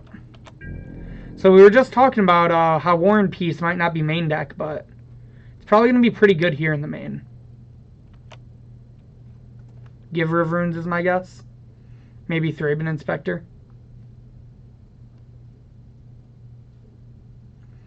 Maybe a 2-time Pro Tour winning Judges Familiar. Nope, Thraben Inspector.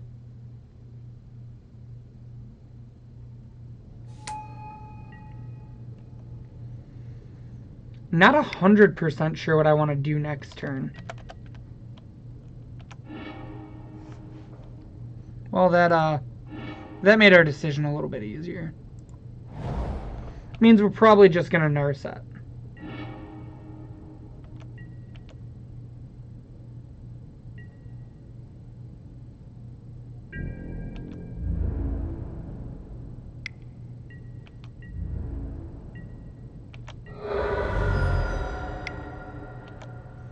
Stoneforge. Thalia. Ooh, baby. That's a good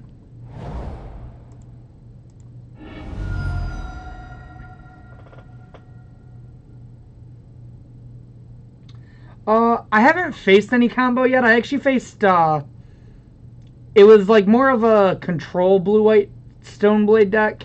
And then I faced Esper control with no Stoneforges from the looks of it in my past 2 rounds. But I'm expecting there to be a lot more Storm because of there not being as many prevalent graveyard decks. I think a lot of people are going to think it's okay to trim on Graveyard Hate, and that's going to really make the Storm players come out and about. That's why I have like the Aethersworn Canoness and the Flusterstorm. And like I said, I literally like looked at Legacy lists and copied it, and Legacy lists had Flusterstorm. And originally I wasn't going to put it in because I haven't been impressed with that card in Modern. But the more I thought about it, the more I think it's probably going to just be fine as like a 1-of in your board now. We're going to definitely take that Vial.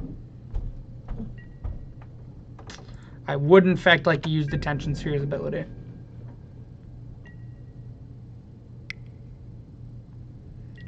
Dang, our opponent still has spells to play. They're so good.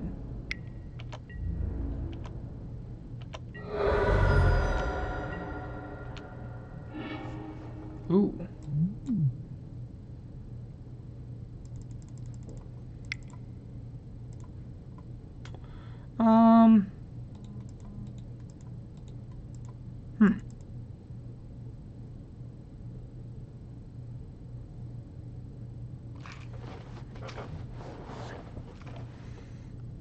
Yeah, I think we just jam Narset. It's going to get an answer out from our opponent. Or it's going to make our opponent attack it. And then we can play Spell Queller. Oh, wait, we can't Spell Queller and Sword next turn, actually. Path or Detention Sphere? Either way, it's going to target a giver. 1, 2, 3, 4. I really don't want to give our opponent a land, actually. So we're going to take the Detention Sphere that's going to detain their Giver of Runes.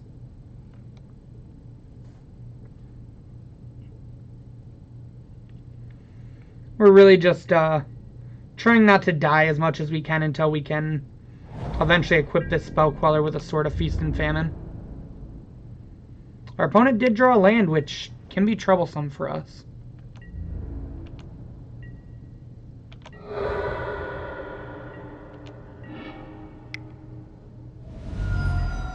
Yep, there's the Stoneforge. They grab Batterskull.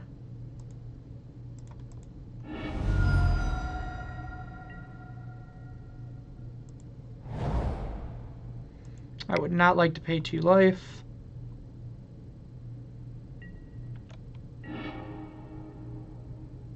One, 2, 3, 4, 5, 6, 7.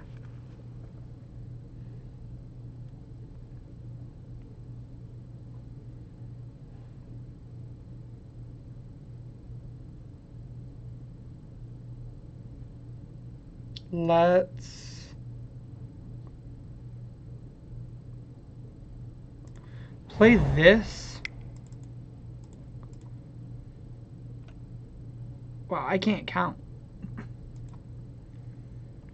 I was thinking we could play Spell Queller, but I wasn't counting for the tap. I like counted 7 somehow, and I don't know how now.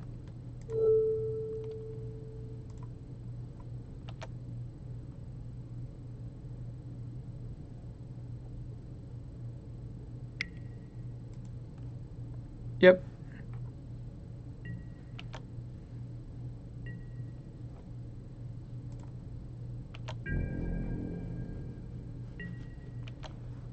So I really should have put this Hallowed Fountain into play tapped. It would have just saved us a little bit of life.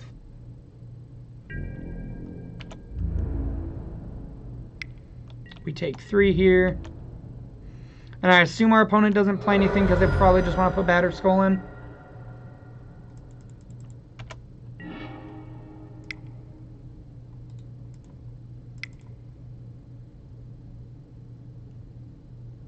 Yeah, we're going to go ahead and opt.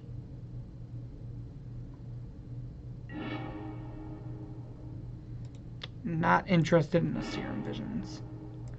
Really wasn't looking for another Spell Pierce either.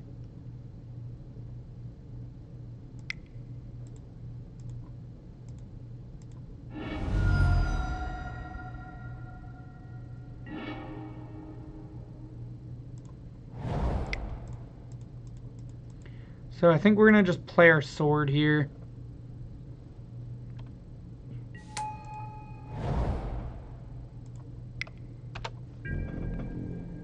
Because our spell queller with a sword on it can actually block the germ.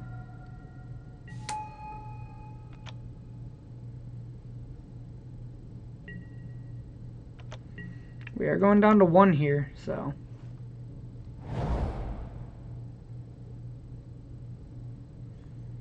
That play might have actually just killed us.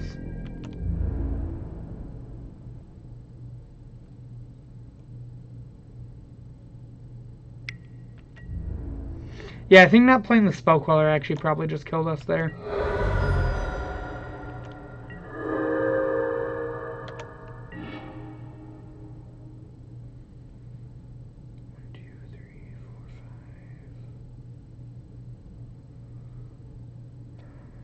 Yeah. My bad, guys. Kind of an awkward game for us. Would have been way different if I forced that vial on 1, but not really sure if it was correct or not.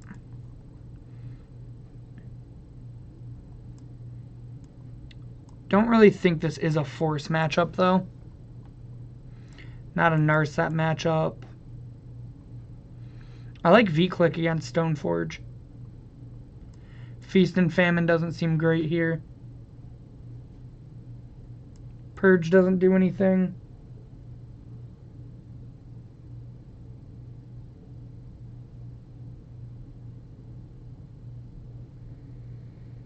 Yeah, Spell Pierce is definitely going to come out. I'm just kind of working my way down the line.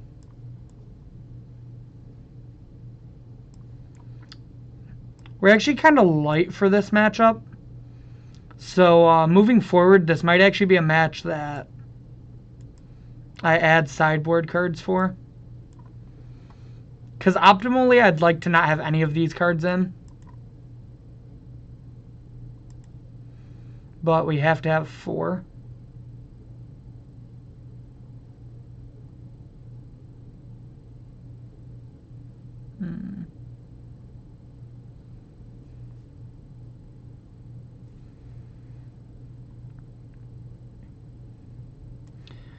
I think we probably bring Spell Pierce back in to try to hit a turn 1 vial on the play. And then it comes out on the draw. We should actually have a Condemn for this matchup, but for some reason Moto only registered 14 cards on my sideboard.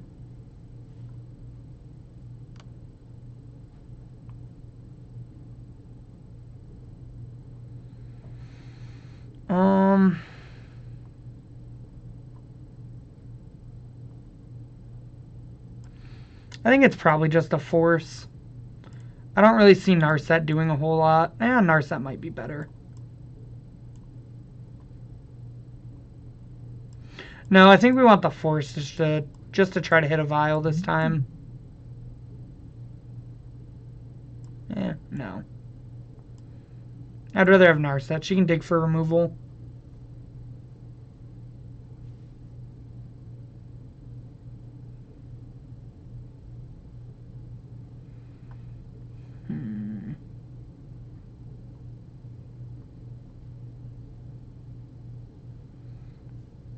Yeah, let's do this.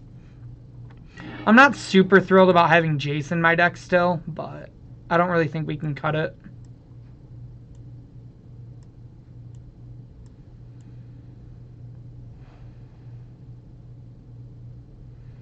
I just don't think this hand does enough on the play. Yeah. This hand seems a lot better to me. Just like having Serum Visions, I think, improves this hand a lot.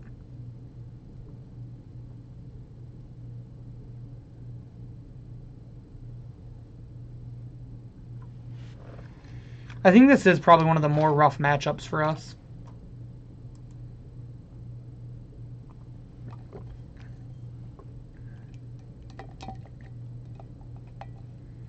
Let's bottom this Colonnade. I want a Visions on 1, and I don't really have a turn that it lines up well in. I think we're just going to bottoms up here. Pass it on back.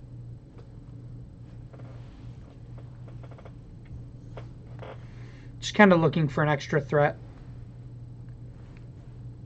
Something maybe a little more proactive than the Snapcaster. I do think... Oh, they're green-white.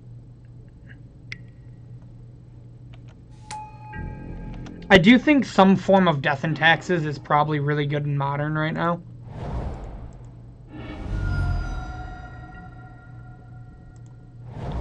I don't know if it's... I should have done that in their upkeep.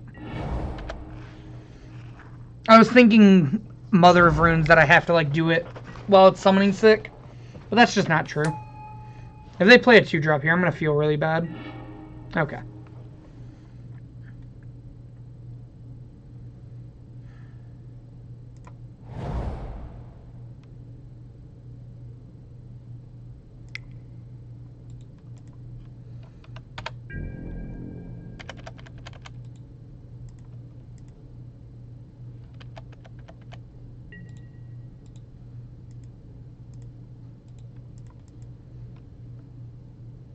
I know, I just like...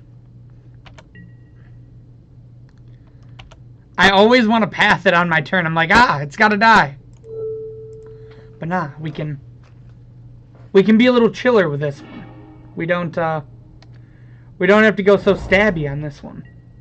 We still need to stab it, but we don't need to stab it so hard. Yep. And this is exactly why I didn't just like snap Serum. Although they can just hard cast Batterskull. Man, we don't have white mana. I think we're going to snap Serum. We really want an extra planes for this Wrath of God. And we can always just strap it up with a Sword of War and Peace.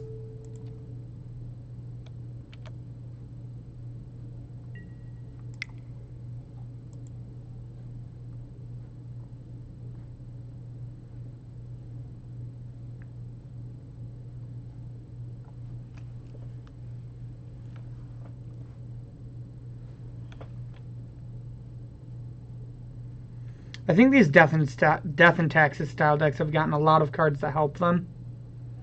My only thing is I'm not sure if Stoneforge is better for them than Leonin Arbiter.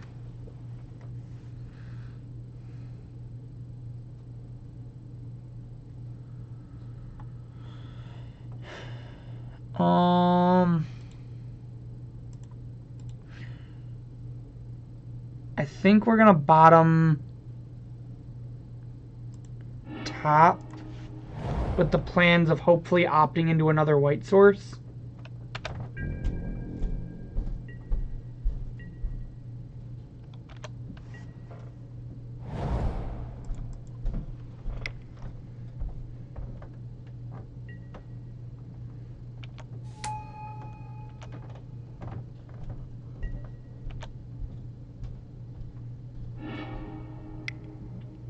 Yes, play into our Wrath of God opponent.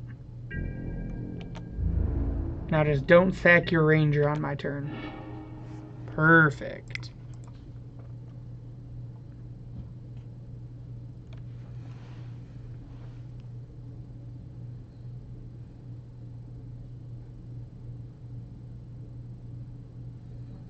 Our opponent's thinking about if they sack their Ranger now, I'm guessing.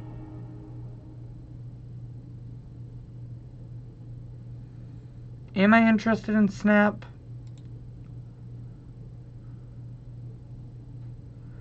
No, I really just want that white source. Uh-oh, chat. I guess we're playing Stoneforge.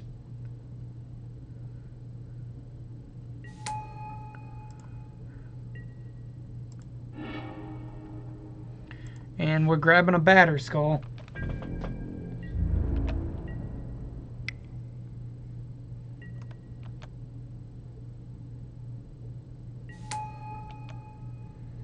And they got their Batterskull.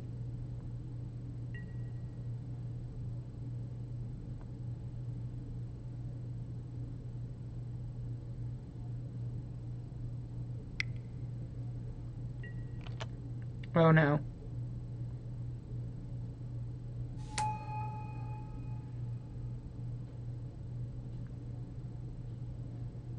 This went downhill.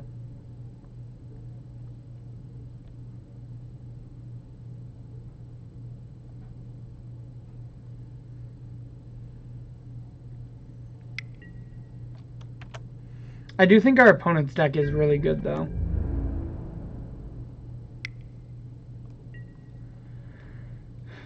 So we're going to block because them getting to shock something is the same thing.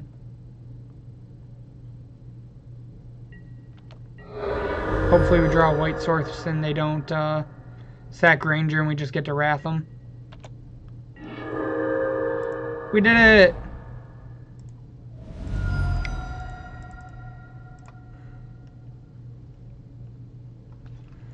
Man, that feels great.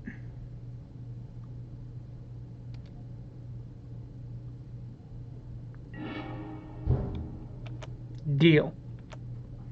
That does not work the way you want it to, opponent. Well, I guess it's dying anyways, so there's no reason not to. That also does not work the way you want it to, opponent. That one I think was them actually trying.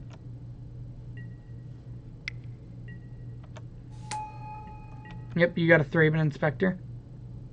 I wonder if our opponent's actually playing green, or if the Razor Verges are just like extra.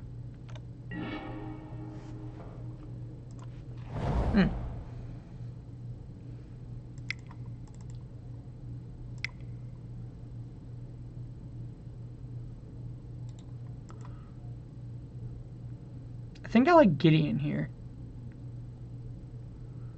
Gideon blocks, Batterskull block. Batterskull doesn't block aggressively, though. Yeah. I like Gideon. Gideon makes a stream of dudes, so I'm in.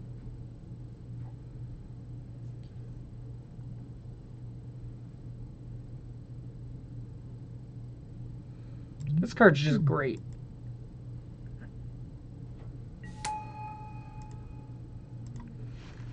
Make a dude.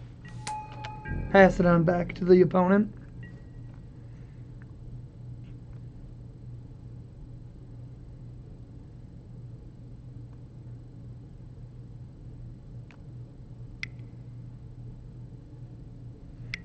They choose to pick the Batterskull up. Interesting. I would have figured they would have cracked a clue and then equipped it.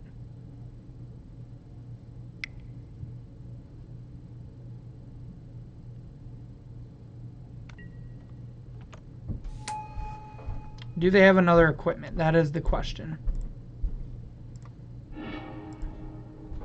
Ooh, they have a Light and Shadow. That one's good against our Gideon. And our Batterskull. Man, Light and Shadow's the nut.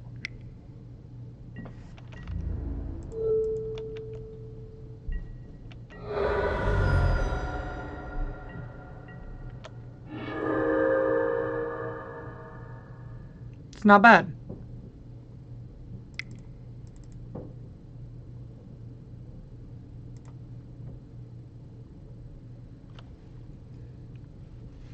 Alright, you got 5 cards in hand. I'm going to cast Supreme Verdict on 2 creatures.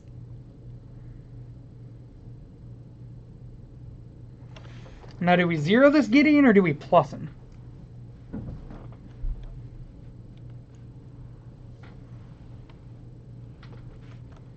I think we zero.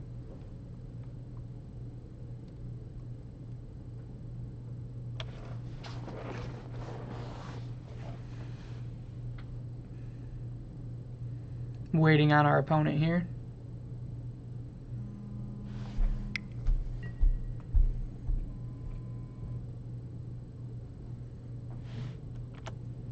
Our opponent cracks their clue.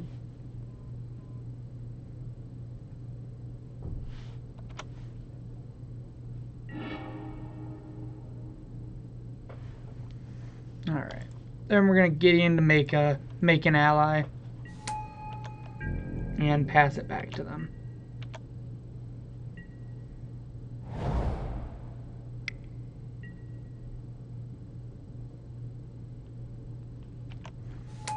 Our opponent's going to batter skull here. And I assume equip the sword. No sword equiption from them. That one's pretty good. 1, 2, 3, 1, 2. Although we don't have the mana to do everything I want.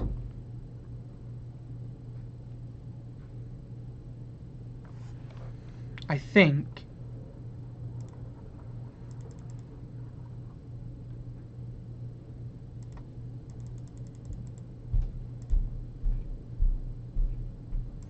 we're going to plus Gideon here. Attack for 5. Ooh.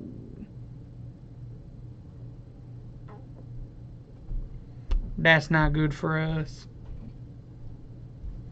That was really bad. I did not expect a path. I guess they had to have had 5 cards for a reason. This means they're going to get to hit with Light and Shadow, but I think that's better than letting them kill my Gideon for free.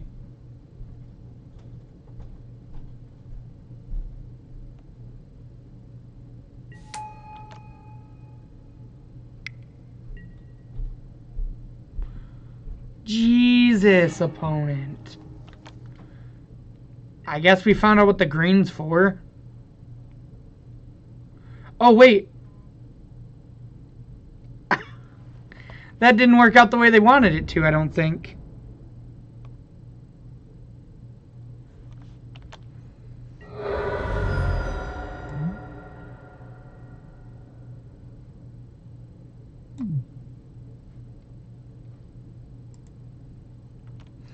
I thought it made spells hexproof.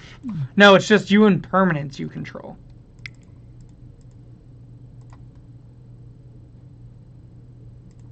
Oh my god. I'm so dumb. Why did I not equip sword? Or why did I not play sword? Yeah, I realized. Look, I don't know what I'm doing.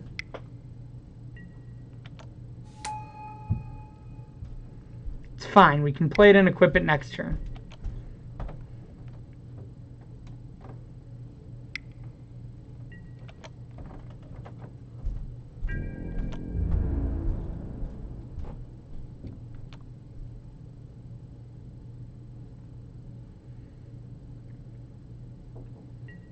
What, the plus Gideon, Path, Spell Queller, Veil of Summer, Spell Queller still eats it? Or the Batter Skull equipped with a million things and attack?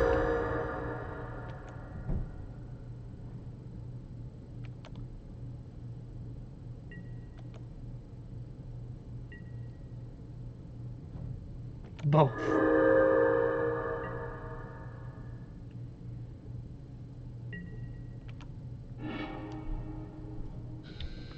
That's pretty good. We'll take that one right there. I'm so punished for not playing the sword last turn.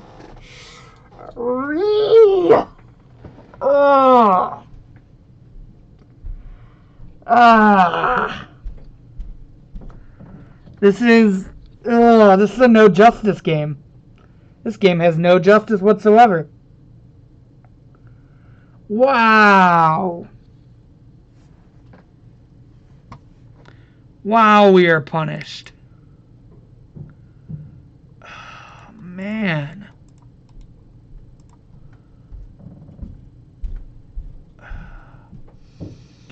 And we have to hit the Light and Shadow.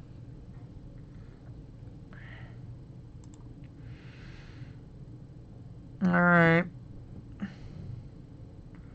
0 Gideon. Because we can win through the others. We can win through a Batter Skull. We can win through a Feast and Famine. I can't win through the Light and Shadow right now.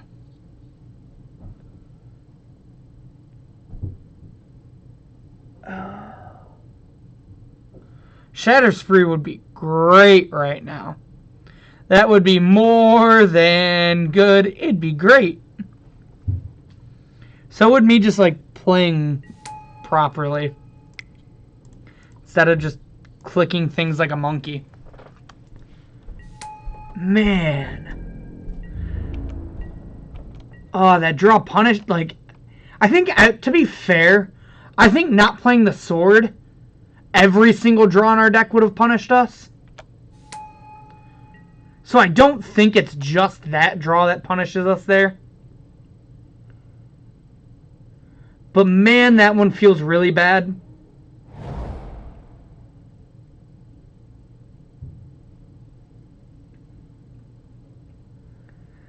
Meanwhile, our opponent has better card advantage than us playing blue.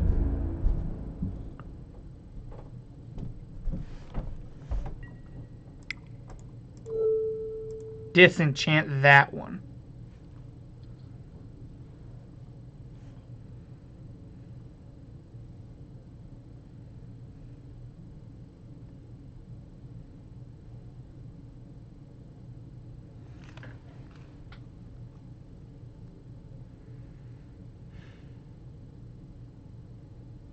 Do you have something, opponent? Cool. Moved blocks.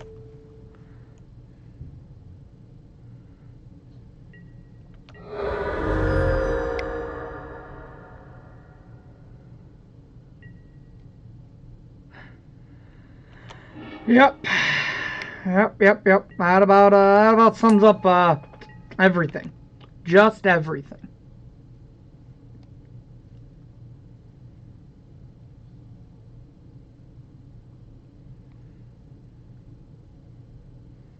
What a game of Magic. If this is what Modern's gonna become, sign me up.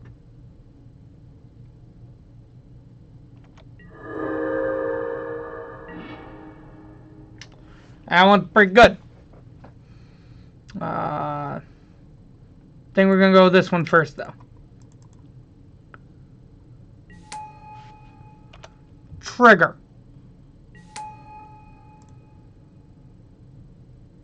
Make a shitter. Attack for 2 in the air. We'll get him eventually.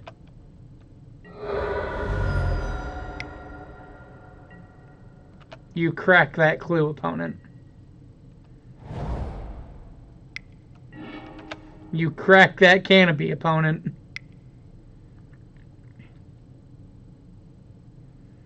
Whatever you're doing now, though, stop.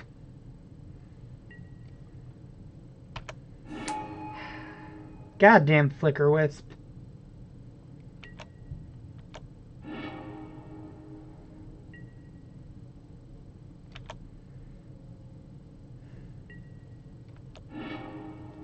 Yeah, I'd like to search.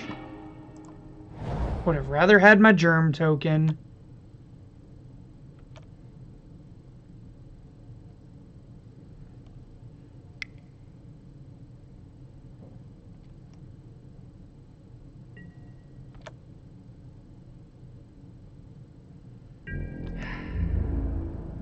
Now Gideon dies.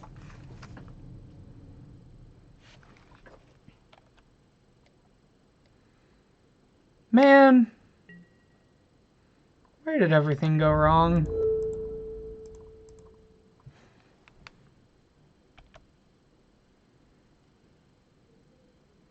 This makes me the big sad.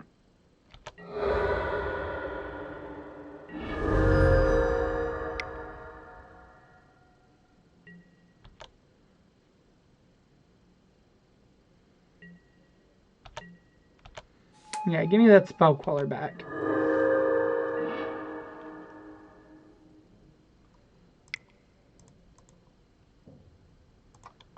Detention sphere.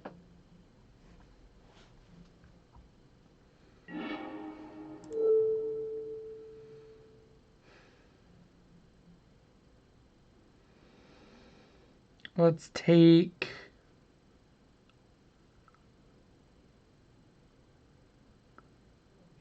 Sophie? Sophie.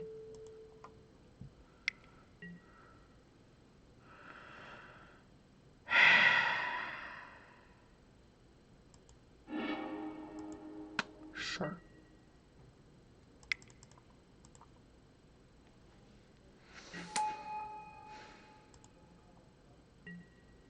Oh, I can't target my fucking opponent. Man, fuck Veil of Summer. Why'd they ever print that stupid card?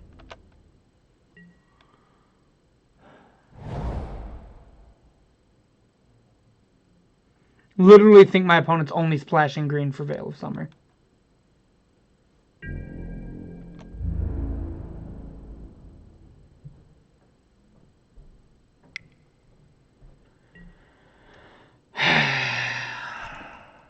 Sure. Oh well. We're 3-1. We at least prized. And we have one more round still. So, we can bounce back.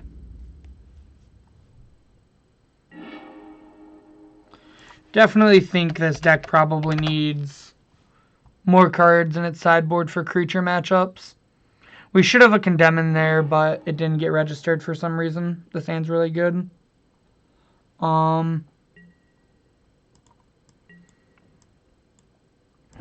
Could maybe see trimming a Serum Visions for Merfolk in 2019.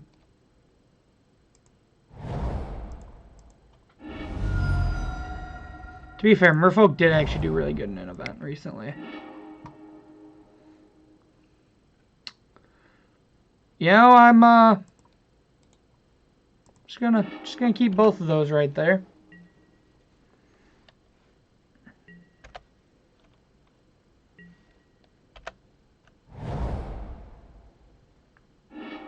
Goblins. Okay. That was not what I expected when I seen Fiery Islet into Aether Vial. I don't know which is better for me. I would assume Merfolk is a better matchup. Alright, let's grab a Plains here. And cast our Stoneforge Mystic. We will grab Sword of War and Peace against the Goblins deck.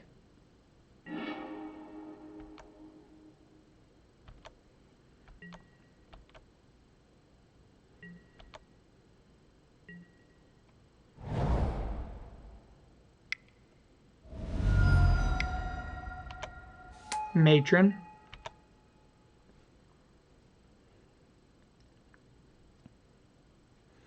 And so now we get to get our opponent when they attack. Goblin War Chief.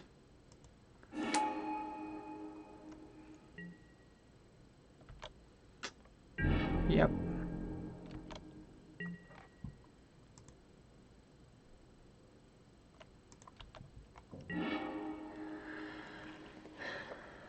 Alright,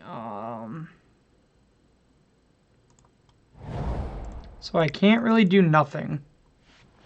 So I guess we just start offsetting Aether Vials.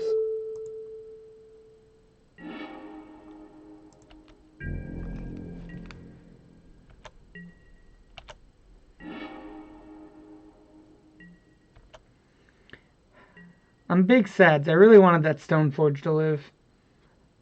I should have known when I got War Chief that they had to have had an expert in hand. Because otherwise they would have definitely just gotten a way to kill our Stoneforge.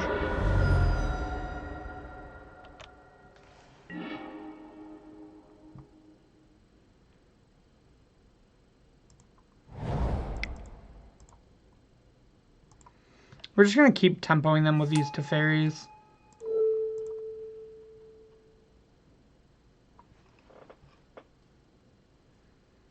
Just mess up their vials.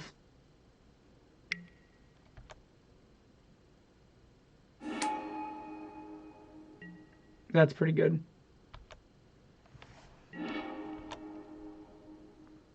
Okay. So we can path a goblin that's going to matter.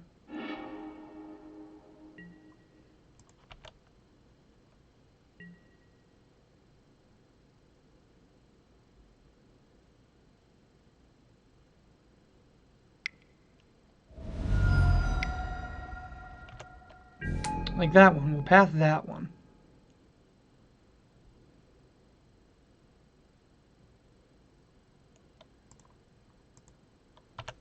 Go to combat opponent.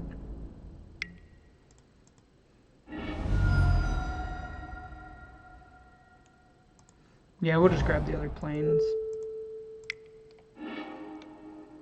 Feels bad to give him ringleader mana, but I think saving the life is more important.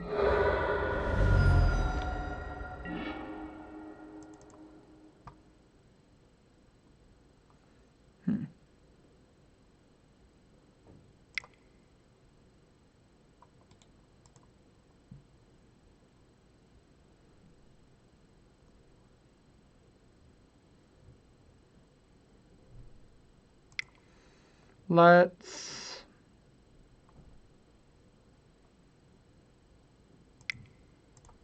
snap visions.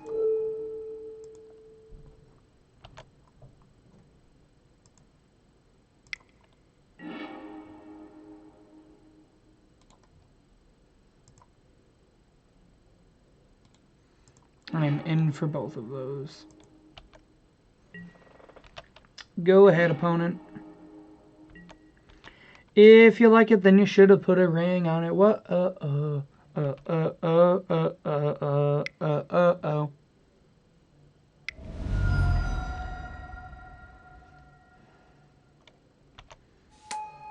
I am okay with this.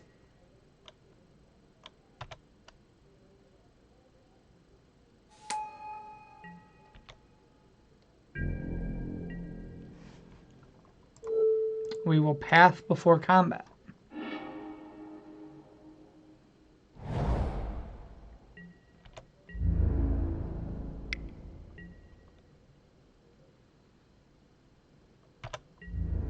Yeah, I'm pretty cool just taking a trade here.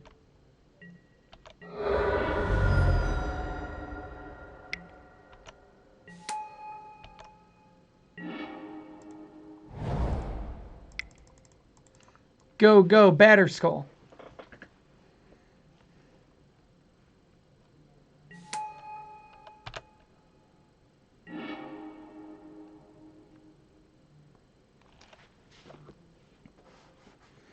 Will our opponent pay, or will they just choose the sack? I assume it depends on if they have a land in hand.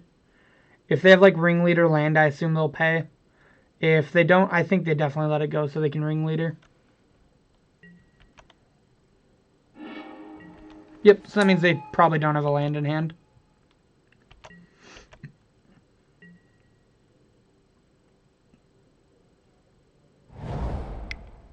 That means they drew that. Almost guaranteed.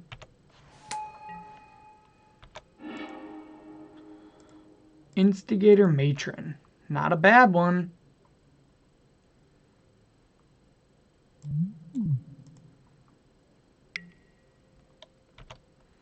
Instigator, one of the ones we actually haven't been seeing a lot in a lot of the decks.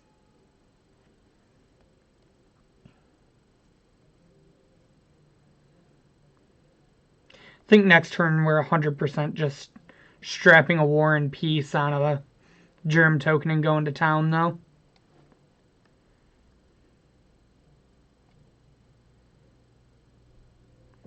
Hopefully they don't have another munitions expert. If they do, that'll be pretty bad for a... Oh, or a Crater Maker. That one kind of stinks, too.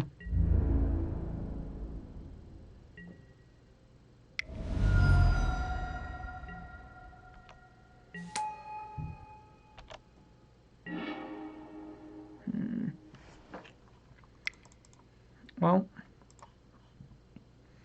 guess we need to get in while the getting's good.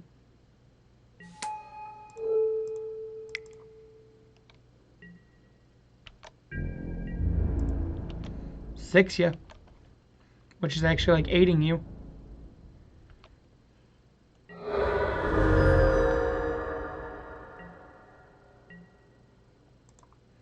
We are back up to 22 after that, so it was a pretty comfortable life game.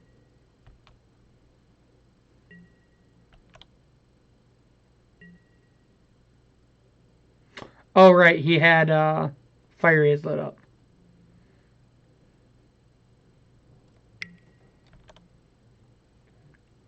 Another ringleader.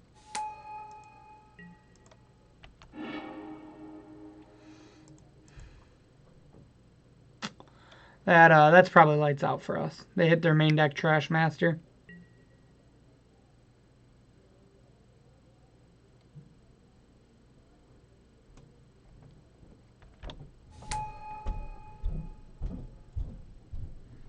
Are we just dead?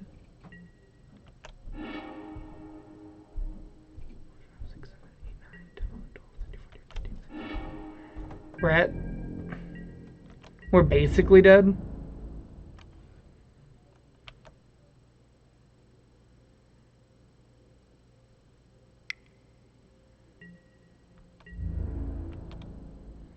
Good old Trash Master.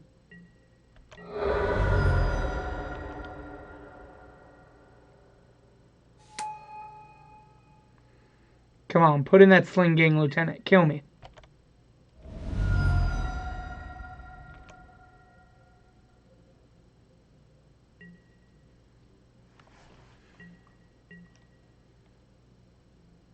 Weird. I wonder why they didn't put the Crater Maker in.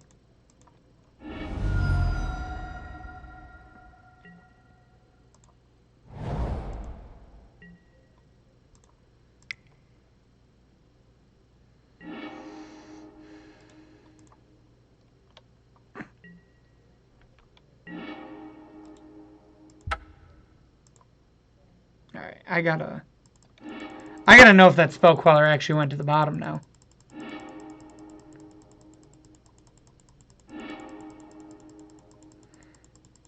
Another matchup that I really wish we had to condemn.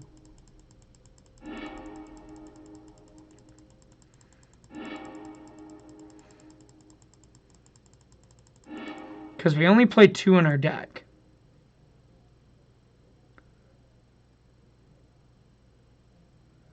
Alright. You didn't get us this time, Moto. Alright, so against Goblins. Feast and Famine doesn't seem great.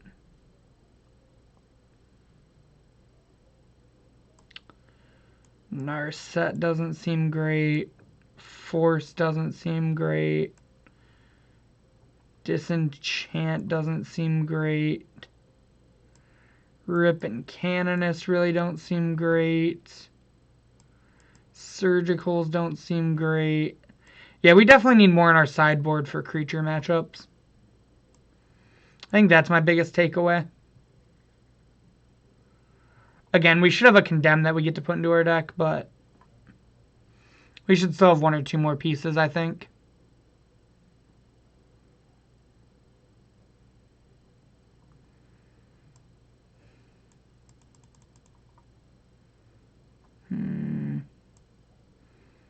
I guess we'll put an Ether Sworn because it's a body. And then Narsets because they can dig for board wipes. Because Goblins literally has, like, no spells.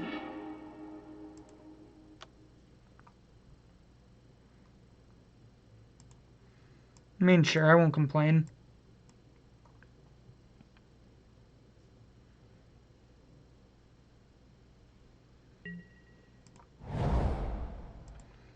$18 Serum Visions. Stoneforge is a solid one. So is Teferian Scolding Tarn. So let's put on top, and pass to our opponent.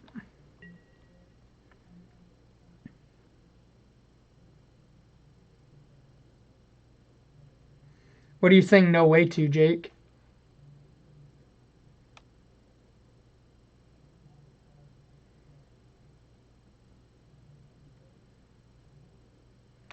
Stoneforge was unbanned Monday for Magic Online and becomes unbanned in paper tomorrow.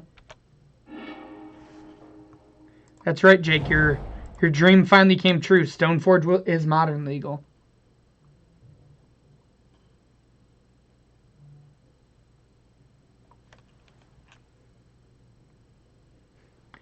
Are you? I hope. I hope you play Magic again, man.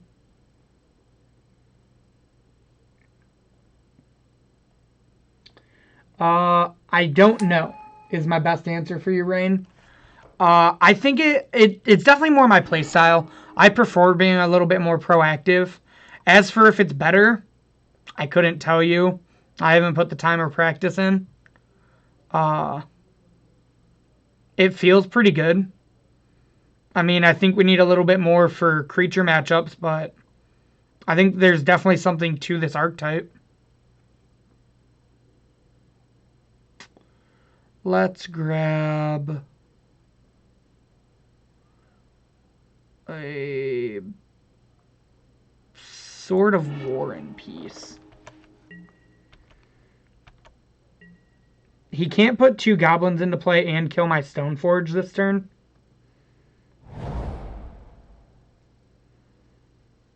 And I think getting the sword is pretty good.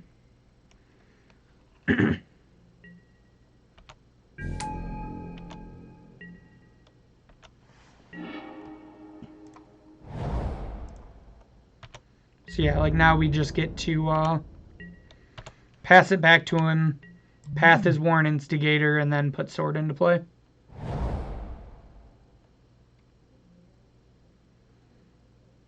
If you're not a follower Rainy Day, feel free to give us a follow because we're doing a giveaway of one of each of the new commander decks. You get a free entry just by following to us. And then if you want to earn an extra entry, you can either donate to our Patreon or subscribe to our Twitch for extra entries. Crater Maker kind of stinks here for us.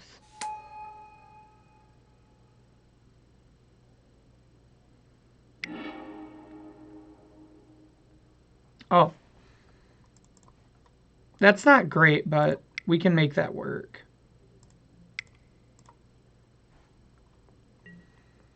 It means we have to fetch shock.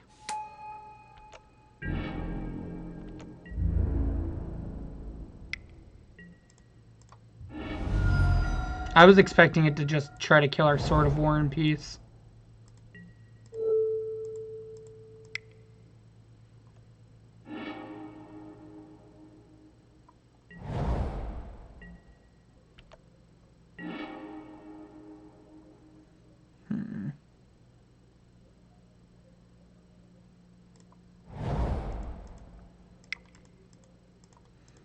Put that into play, tap, play Narset, run her down.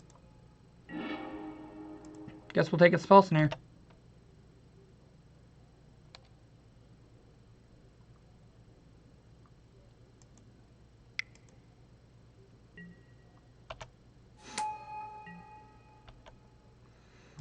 Spell Snare great against Cavern of Souls.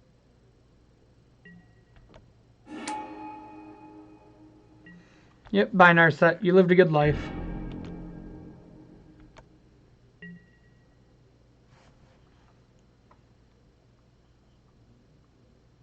Alright, let's go ahead and opt. Don't really want another land.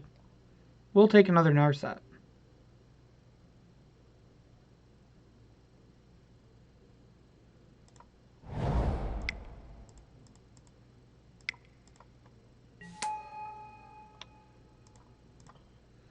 And we'll roll her down again.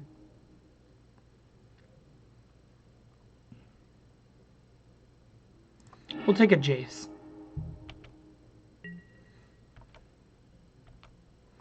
We can shuffle this Spell Snare back into our library this way.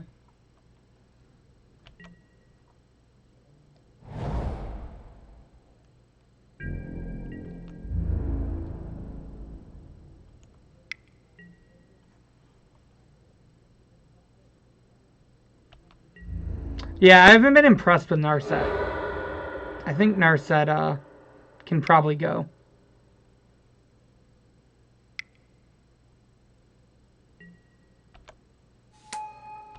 Yep, matron it up, opponent.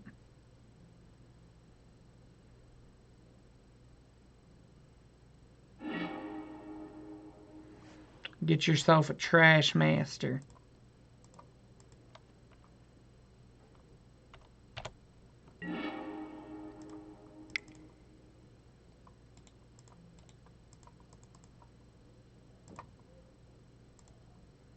Let's opt first.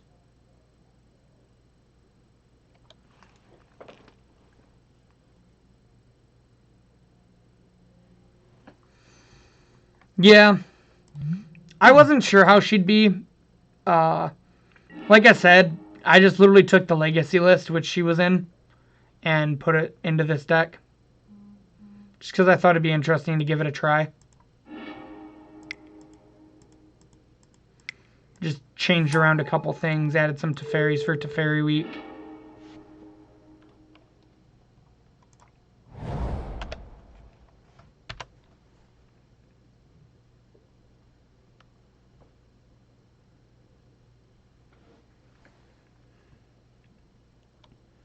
I think this is the longest league I've had, though, at 3 hours.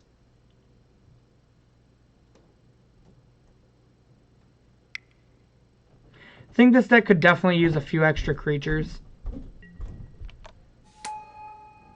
I'm not even set on, like, Jace being that good in this deck, honestly.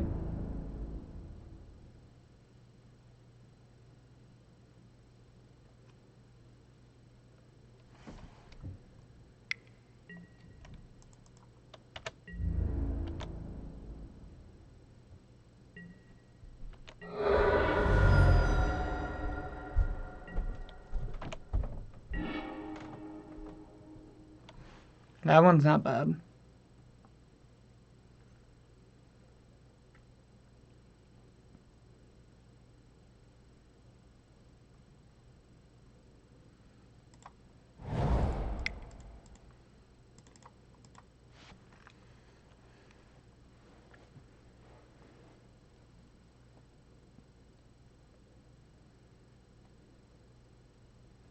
I guess he does get a token. But we can just Detention Sphere it.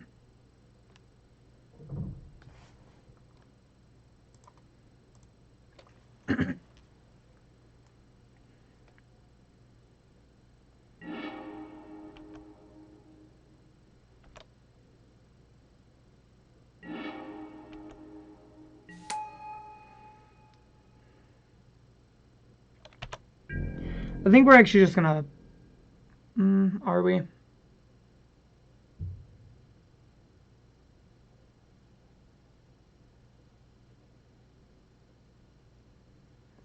No, I think we are gonna Detention Sphere the token the more that I'm thinking about it. Well... No, we're not. We're not. Because we can just Jace bounce the token, and then Detention Sphere something that might matter.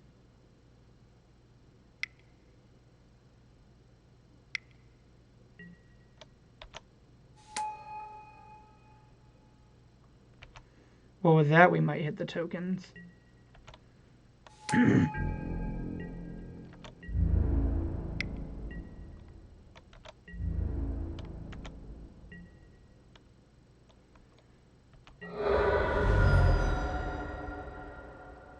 We can also just hold up Animating Colonnade.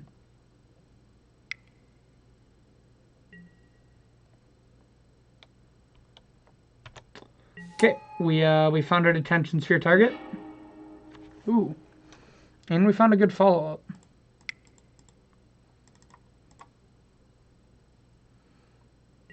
Wait, that Detention Sphere cannot hit Pile Driver.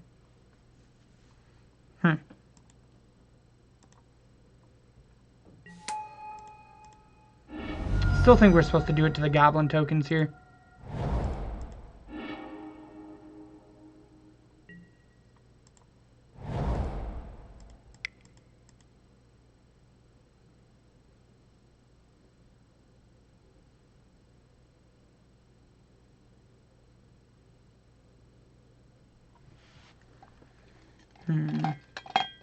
This is a tight game.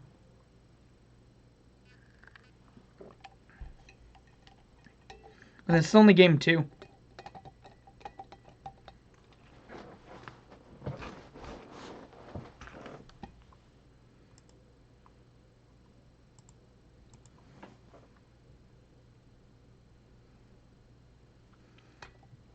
Opponent's thinking about the Detention Sphere.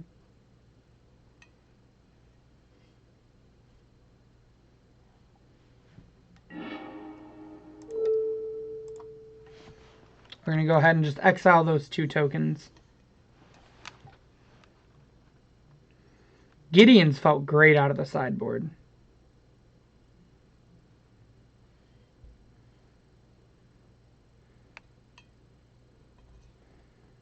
Could almost even see Gideon potentially being better than Jace.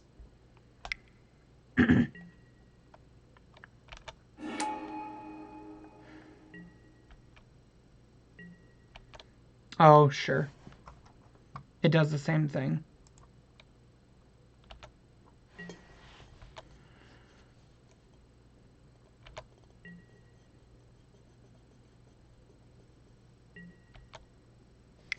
Well, our opponent is empty-handed. Really wishing we had that Condemn somewhere in our sideboard. But it apparently disappeared somehow.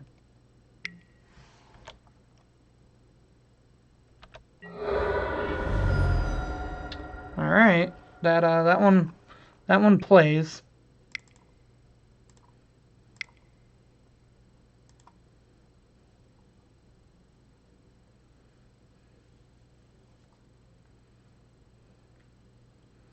I think we're going to just plus this Jace on us as a scry. That way it doesn't die easily.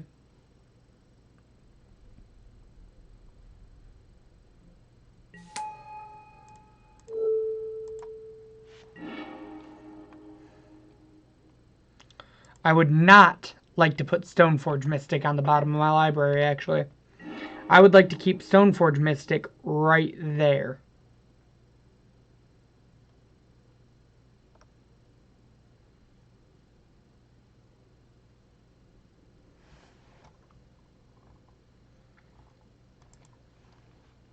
Stoneforge is a consideration to brainstorm, but I think it's pretty unlikely that we actually hit Stoneforge.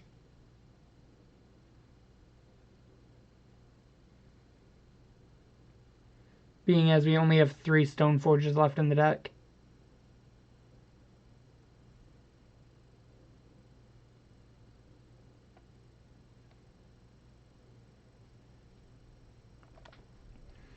Our opponent's really been pausing at a lot of interesting points.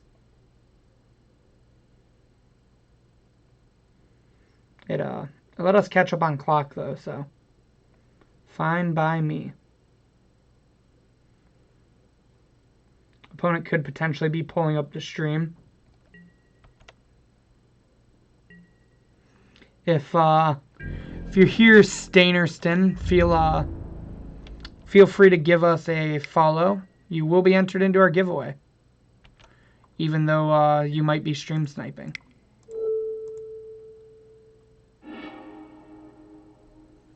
Sent everything at us, which is pretty good. Pretty good for us.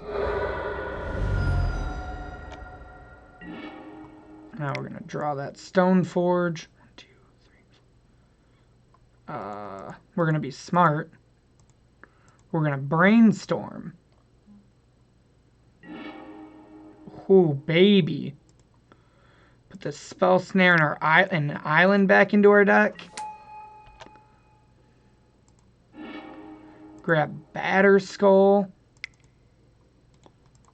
Actually, he's just got 1/1s. Play another Stoneforge Mystic. Get another Batterskull. And pass it to our opponent. So next turn we get to put double Batterskull into play. That seems decent.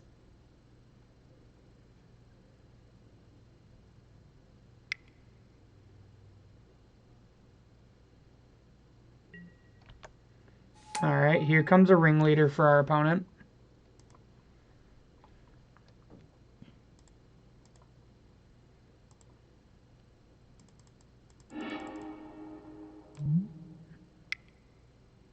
Oh, we're just dead. Alright, GG's. Close game. I mean, we were literally about to turn the corner as we died. Really wish we had this extra Condemn in our sideboard. That would have been good in the deck. So as for the deck, I think it's pretty solid.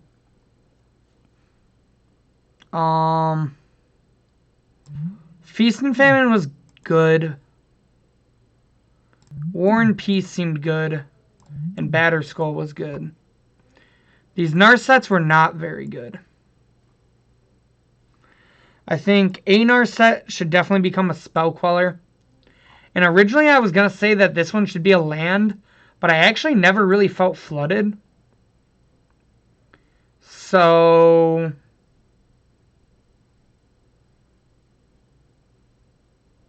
Or I never felt mana screwed. I felt more flooded than anything.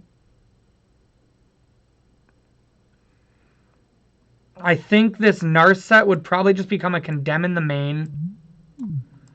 Give us an extra piece of spot removal to go with our Snapcasters. I would like a Resto, but I don't want to go above... I don't even really like these 2 Jaces on 21 lands, but it felt fine. So I'm not going to question it. We do have 6 cantrips after all.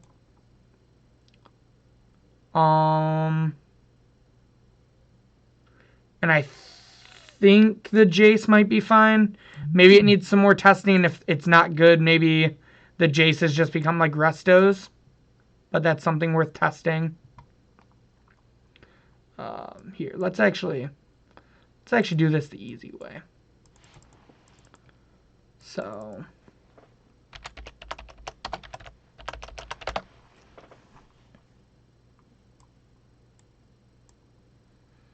we're going to make this a Spell Queller. And then for our last sideboard slot, I could see wanting the Batter Skull in the main over the War and Peace. It might just like generally be better. But the War and Peace was pretty good in a lot of matchups. We want a little bit more for creature matchups in the sideboard. But I'm not really sure what it should be.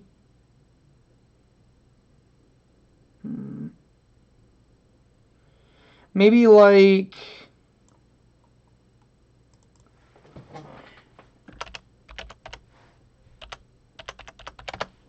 maybe like an engine... Oh, I didn't... Get out of there. So maybe like an engineered explosives in the sideboard. Weird that this card randomly breaks up explosives.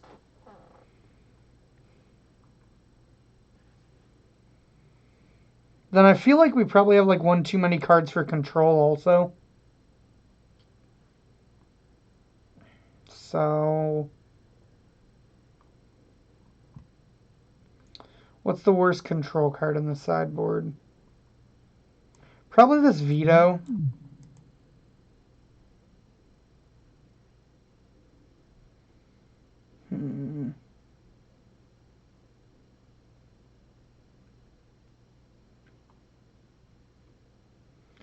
I'd maybe just make this Veto...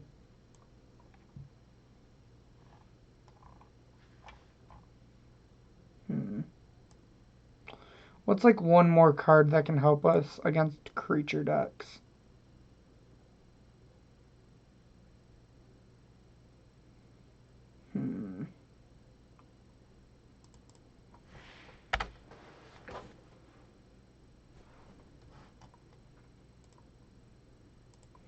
I have an idea. Let's go to MTG Goldfish.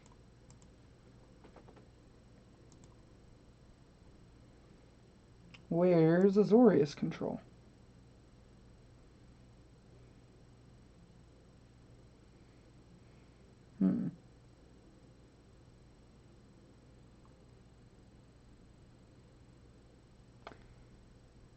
I could maybe see a Cataclysmic Gearhulk, actually.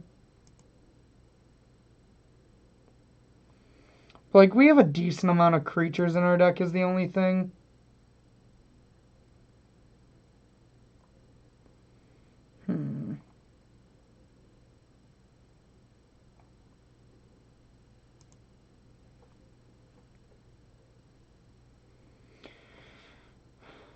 Yeah, without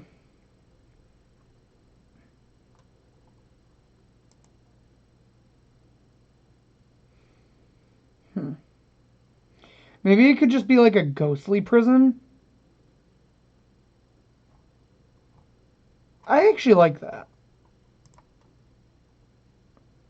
So I think the last, like,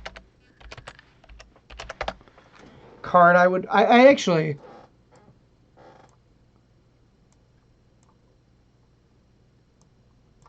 I think I'd put, like, 2 ghostly prisons in the sideboard, maybe. I'm not 100% on that slot, but that's, like, the, that's, like, the next thing I can think of, really. Other than maybe just playing, like, an extra board wipe. Maybe you should have 3 board wipes in your sideboard. But I don't hate the idea of Ghostly Prison. This card's just decent, honestly. So, I think I would do this, and then I would want to play a Field of Ruin, but I don't think you really can without going up to 22 lands, just for color requirements. Maybe you can trim like a Tarn for one if you're really feeling it, but I don't know. Seems a little risky to me. But we've been streaming for a while now, so this is going to be the end of the stream. But as always at the end, I want to hop over to momsbasementgames.tcgplayerpro.com and tell you guys to check it out for any singles you need. If you need Field of Ruin, a Narset, which probably wouldn't play in Blue-White Stoneblade, but maybe Blue-White Control, some Aria of the Flames, or some Skewer of the Critics, or anything else, Mom's Basement Games has you covered. Anybody watching this really long but really fun and interesting video, diving in my first dive into Stoneforge Mystic and Modern on YouTube, check down in that description box below for all the links I'm going to talk about. But try to tune in live on Twitch sometimes. As for everybody still watching live on Twitch and also watching on YouTube in the future, thank you. Please check out and give us a like on Facebook and also follow us on Twitter at MomsBasementMTG. For the rest of you guys live on Twitch, though, check out our YouTube channel at some point if you want to watch more great Standard, Modern, Legacy, Vintage, or Commander content. On top of that, I would appreciate it if all of you guys gave me a follow on Twitter. My Twitter is at RichardTMTG. I talk Magic, League of Legends, TFT, memes, anything else you want to talk about. You can find me on You can find it out about me on Twitter. I also tweet out my deck lists, typically a day or two in advance. I try to do 2, but sometimes I slip. So if you ever want to give me opinions on my deck list, maybe tell me something I should change, check me out on Twitter. You can find that there.